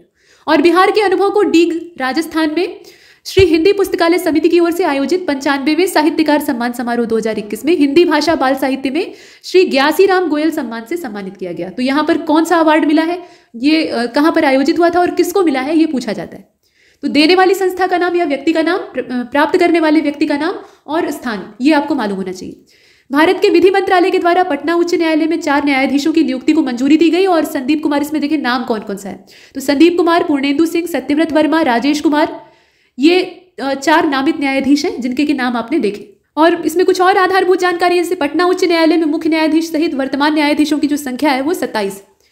JMDPL महिला विश्वविद्यालय के वनस्पति विज्ञान के सहायक प्राध्यापक और इनका नाम है डॉक्टर अरिंदम कुमार, इनको world book of star records India ने राष्ट्र प्रेरणा अवार्ड 2021 से सम्मानित किया है। और बिहार के पहले एक्सप्रेसवे का निर्माण पटना से कोलकाता के बीच में होगा। पटना कोलकाता एक्सप्रेसवे का निर्माण भारतमाला फेज 2 के अंतर्गत किया जाएगा। भारतमाला फेज 2 के अंतर्गत किया जाएगा, जो कि पूर्वांचल एक्सप्रेसवे जैसा होगा।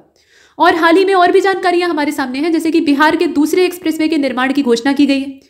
और साथ साथ ये जो एक्सप्रेसवे है ये रक्सौल बिहार से लेकर हल्दिया जो पश्चिम बंगाल का है वहां तक फैला रहेगा, मतलब दोनों स्थानों को जोड़ने का काम करेगा। बिहार में महिला और बाल विकास निगम के द्वारा कारा और सुविधा सेवाओं के साथ मिलकर या साथ मिलाकर उन्हें अगर देखा जाए तो 8 जिलों के 10 चयनित कामगारों को पालना घर की स्थापना का, माफ कीजिएगा, 10 चयनित कारागारों में पालना घर की स्थापना का निर्णय लिया है। ये कारा का मतलब यहाँ पे कारागार से है। तो कारावास में जो कैदी अपना जीवन यापन कर रहे होते हैं, विशेष रूप से महिलाएं, तो उनके साथ बच्चे भी हो सकते हैं। हो सकता है कि गर्भवती महिला को ही सजा सुनाई जाए, तो उसके बच्चे का जन्म जो है वो कारावास के दौरान ही हो। तो ऐसे में ये पालना घर की जो स्थापना है, इसका फैसला लिया गया है, जो कि अपने आप में एक सार्थक पहल है। और अभी 10 जो चयनित कारागार हैं उसमें प्रायोगिक तौर पर इसे शुरू किया गया है। इसके बाद आप देख रहे हैं कि केंद्र की programmatic management of TB preventive treatment, ये एक योजना है, ठीक है, PMTPT। तो इसमें बिहार में टीबी की पूर्ण रोकथाम की जाएगी। वैसे तो पूरे देश भर में इसके खिलाफ अभियान चल रहा है, एक टारगेट रखा गया है। पहले चरण में 11 जिलों में काम पूरा किया जाएगा, मतलब शुरू किया जाएगा और उसे पूरा किया जाएगा। और इसमें कौन कौन से जिले हैं? तो दरभंगा, मुजफ्फरपुर, मोतिहारी, सारण, पूर्णिया, सिवान, गोपालगंज, नालंदा, समस्तीपुर, भागलपुर, वैशाली, ये कुल मिलाकर 11 जिले हैं जहां पर इसे पहले लॉन्च किया जाएगा। हाल ही में राष्ट्रपति रामनाथ कोविंद जी ने, मतलब ये पूर्व राष्ट्रपति रामनाथ कोविंद जी ने गया के जिलाधिकारी डॉक्टर त्यागराजन SM को नेशनल वाटर अवार्ड से सम्मानित किया है। त्यागराजन जो है, इन्हें नेशनल वाटर अवार्ड ये प्राप्त हुआ है राष्ट्रपति के द्वारा। और इसके साथ साथ बिहार सरकार के शिक्षा विभाग ने, ये पीछे की तरफ हम जा रहे हैं, तो पीछे आप देख रहे हैं कि द्रौपदी मुर्मू जी से पहले राष्ट्रपति रामनाथ कोविंद जी का नाम आ गया। इसके बाद आप देख रहे हैं कि शिक्षा विभाग जो बिहार सरकार का है, उसकी सौजन्य से विद्यार्थियों के लिए एक फिलो नाम का एप्लीकेशन लॉन्च किया गया। अब ये जो फिलो ऐप है, इसको लॉन्च करने के पीछे पर्पस क्या है? तो जितने भी 11वीं और 12वीं के छात्र हैं, क्योंकि ये इंटरमीडिएट कक्षाएं होती हैं, यहाँ पाठ्यक्रम थोड़ा लेंदी हो जाता है, तो ऐसे में ढेर सारे डाउट होते हैं जो कि कक्षाओं में क्लियर नहीं हो पाते हैं। तो डाउट क्लियरेंस का काम इसके माध्यम से, यानी फिलो ऐप के माध्यम से हो सकता है। पटना में बिहार म्यूजियम को AI जापान अवार्ड प्राप्त हुआ है। बिहार म्यूजियम को ये जो अवार्ड है वो उसकी संरचना के लिए दिया गया है, उसके डिज़ाइन के लिए दिया गया है। और दुनिया भर में सबसे बेहतरीन बिल्डिंग के डिज़ाइन को देखा गया और 2 दर्जन बेस्ट बिल्डिंग्स को चुना गया, जिसमें कि जो बिहार म्यूजियम है उसको भी इसमें शामिल किया गया और इसे ये पहला अवार्ड प्राप्त हुआ है। तो ये बहुत बड़ी बात है, मतलब पहले स्थान पर इसे रखा गया डिज़ाइन के मामले में। इसी क्रम में आप आगे चलें तो एक वेब सीरीज है जिसका नाम है बुलेट पेन, और इसके निदेशक है रितेश S कुमार। इनको बेस्ट डायरेक्टर अवार्ड मिला है और उन्हें यह अवार्ड उनकी पहली फीचर फिल्म मृदंग के लिए दिया गया है। ठीक है, यहाँ उनकी वेब सीरीज का नाम दिया है, लेकिन वो सिर्फ परिचय के उद्देश्य से है। जो उनकी पहली फीचर फिल्म थी मृदंग, उसके लिए इन्हें अवार्ड दिया गया है। और राजेंद्र प्रसाद केंद्रीय कृषि विश्वविद्यालय पूसा के सुखेत मॉडल पे, यहाँ आप ध्यान से देख रहे हैं, सुखेत मॉडल पर बिहार में जो राज्यपाल फागू सिंह चौहान है, उन्होंने विशेष आवरण और डाक टिकट को जारी किया। मतलब किसी स्मृति चिन्ह के तौर पे डाक टिकट पे वो चीज़ें छापी जाती हैं और उसे जारी किया जाता है, वो स्मृति के तौर पे होता है। और डाक विभाग की ओर से पटना में आयोजित कार्यक्रम में कुलपति डॉक्टर रमेश चंद्र श्रीवास्तव को सुखेत मॉडल के जनक के रूप में सम्मानित भी किया जाएगा। ये एक बड़ी बात है। इंडियन प्रीमियर लीग 2022 में ईशान किशन, ये क्रिकेटर हैं, आप जानते हैं। इनके बाद वैशाली के, इनका नाम है अनुनय सिंह, ठीक है, वैशाली जिले के अनुनय सिंह को राजस्थान रॉयल्स ने 20 लाख रुपए के बेस प्राइस पे खरीदा है। तो ये जो प्रीमियर लीग होती है, खिलाड़ियों की खरीद फरोख्त होती है, उसका दिया हुआ है। इनकी कीमत यहाँ तय की गई। 7 जनवरी 2022 महेंद्रू घाट रेल परिसर पटना में PM गति शक्ति national master plan for multi modal connectivity पर आधारित जो पूर्वी क्षेत्र सम्मेलन है, उसका आयोजन किया गया। और ये सम्मेलन रेल मंत्रालय और बिहार सरकार के द्वारा संयुक्त रूप से आयोजित किया गया। और क्या खास बात है, तो सम्मेलन में बिहार के अलावा झारखंड, पश्चिम बंगाल, उड़ीसा, उत्तर प्रदेश, छत्तीसगढ़ राज्य के प्रतिनिधि और पूर्व रेलवे कोलकाता, दक्षिण पूर्व रेलवे कोलकाता, दक्षिण पूर्व मध्य रेलवे बिलासपुर और पूर्वी तटीय रेलवे भुवनेश्वर, जो रेलवे जोन है उनका नाम दिया है, उनके हेडक्वार्टर का नाम दिया है, इसके प्रतिनिधि वीडियो कॉन्फ्रेंसिंग के माध्यम से शामिल हुए। ये लोग साक्षात उपलब्ध नहीं थे, वर्चुअल तरीके से ये भाग लेते हैं वीडियो कॉन्फ्रेंस के माध्यम से। डॉक्टर रेखा कुमारी को बिहार सरकार के शिक्षा विभाग ने एक बार फिर उच्च शिक्षा निदेशक के पद पर नियुक्त किया है और AN कॉलेज पटना में ये जंतु विज्ञान विभाग में प्राध्यापक है। अब डॉक्टर LKVD कॉलेज ताजपुर का है और इसके वनस्पति विज्ञान विभाग के विभागाध्यक्ष हैं। इनका नाम है डॉक्टर संजीव कुमार विद्यार्थी। इनको अंतर्राष्ट्रीय ग्लोबल फैसिलिटी अवार्ड से सम्मानित किया गया है। और ये सम्मान के यहाँ आप देख रहे हैं, ये सम्मान AKS फाउंडेशन दिल्ली के द्वारा 15 जनवरी 2022 को, एकदम पीछे, 1 साल पीछे की बात है, 15 जनवरी 2022 को आयोजित दिल्ली के कार्यक्रम में दिया गया। तो 1 साल का पूरा करंट अफेयर आपको पढ़ना होता है। उसमें भी जो बाद वाले 6 महीने होते हैं, मतलब करीबी 6 महीने आपके, यानी जनवरी से पीछे की ओर काउंट करते हुए, वो ज़्यादा ध्यान से पढ़ना होता है। तो वही चीज़ है यहाँ पे, उसी क्रम में हमने व्यवस्थित भी किया है। तो ये दिल्ली में आयोजित किया गया था। नाम आपको फिलहाल पता होना चाहिए। डॉक्टर मुकुल कुमार सिंह का नाम यहाँ आप देख रहे हैं। तो डॉक्टर मुकुल कुमार सिंह को कोरोना काल में स्वास्थ्य क्षेत्र में उत्कृष्ट कार्य के लिए बिहार श्री सम्मान से नवाजा गया। बिहार श्री सम्मान इनको दिया गया। इनका नाम है मुकुल कुमार सिंह। और बिहार में नवादा शहर के युवा साहित्यकार हैं, इनका नाम है डॉक्टर अभिषेक राज। इनको उभरते हुए युवा लेखक के रूप में नेशनल चॉइस अवार्ड 2021 का सम्मान मिला है। द ट्रिब्यून प्रकाशन समूह जो है, ये ध्यान से देखिएगा, प्रकाशन समूह का नाम पूछा जा सकता है। तो ट्रिब्यून प्रकाशन समूह और रेडियो सिटी के संयुक्त तत्वाधान में भारत के 100 उभरते लेखक और शिक्षाविदों में इनको भी चुना गया है। ये ध्यान दीजिएगा कि ये बिहार के नवादा शहर के रहने वाले हैं और इनका नाम क्या है, ठीक। और साथ में अवार्ड का नाम आप देख ही रहे हैं, तो अवार्ड का नाम देकर ही पूछा जाता है जीतने वाले का नाम। बिहार के 3 बच्चों को ध्यान से देखेंगे, बिहार राज्य के 3 बच्चों को प्रधानमंत्री राष्ट्रीय बाल पुरस्कार से सम्मानित किया गया है। और प्रधानमंत्री राष्ट्रीय बाल पुरस्कार 2022 से बिहार के धीरज कुमार वीरता की श्रेणी में इन्हें अवार्ड मिला है। पल साक्षी को सामाजिक सेवा की श्रेणी में ये अवार्ड दिया गया है। तो ये 2 बच्चे हैं, इन्हें प्रदान किया गया है। और दरभंगा की ज्योति कुमारी जो है, इन्हें वीरता के क्षेत्र में इस सम्मान से सम्मानित किया गया है। तो 2022, अब यहाँ 3 बच्चों की बात हुई थी, तो 2022 के संदर्भ में, मतलब 2022 वाला जो अवार्ड है उसमें 2 बच्चे हैं, धीरज कुमार हैं और पल साक्षी हैं। और जो 2021 वाला इसमें अवार्ड का क्रम है, उसमें दरभंगा की ज्योति कुमारी को वीरता सम्मान से सम्मानित किया गया। ठीक है, इसमें क्षेत्र होता है, सामाजिक सेवा में मिल रहा है या वीरता वाले क्षेत्र में मिल रहा है, तो दोनों ही चीजें यहाँ पर आप देख रहे हैं। कुल मिलाकर 3 बच्चे हैं, उनके नाम यहाँ दिए हैं, आपसे पूछा जा सकता है। तो ये हमने करंट अफेयर का पूरा एक सीक्वेंस यहाँ कवर किया है, पूरा कवरेज था। जितनी भी आवश्यक जानकारियाँ थी वो एक जगह आपको उपलब्ध कराई गई, ताकि आप परीक्षा से पहले एक बेहतर रिवीजन करके जाएं, कोई भी इंपॉर्टेंट फैक्ट आपसे छूटे नहीं। तो उम्मीद है कि आप इसका पूरा लाभ लेंगे, इस वीडियो को ध्यान से देखेंगे, बार बार देखेंगे, रिवाइज करेंगे, और न सिर्फ अपने देखेंगे बल्कि दूसरों तक भी पहुंचाएंगे, यानी लाइक करेंगे और शेयर करेंगे। शेयर करने से ही दूसरों तक पहुंचेगा। तो बस आपसे इतनी ही यहाँ उम्मीद है। परीक्षा में अच्छा प्रदर्शन करिएगा, रिवीजन करके जाइएगा और प्रश्नों का अधिक से अधिक अभ्यास कर लीजिएगा। शांतिपूर्वक पेपर को पढ़कर हल करिएगा, विजय आपकी होगी। तो ऑल द बेस्ट, और तब तक के लिए नमस्कार।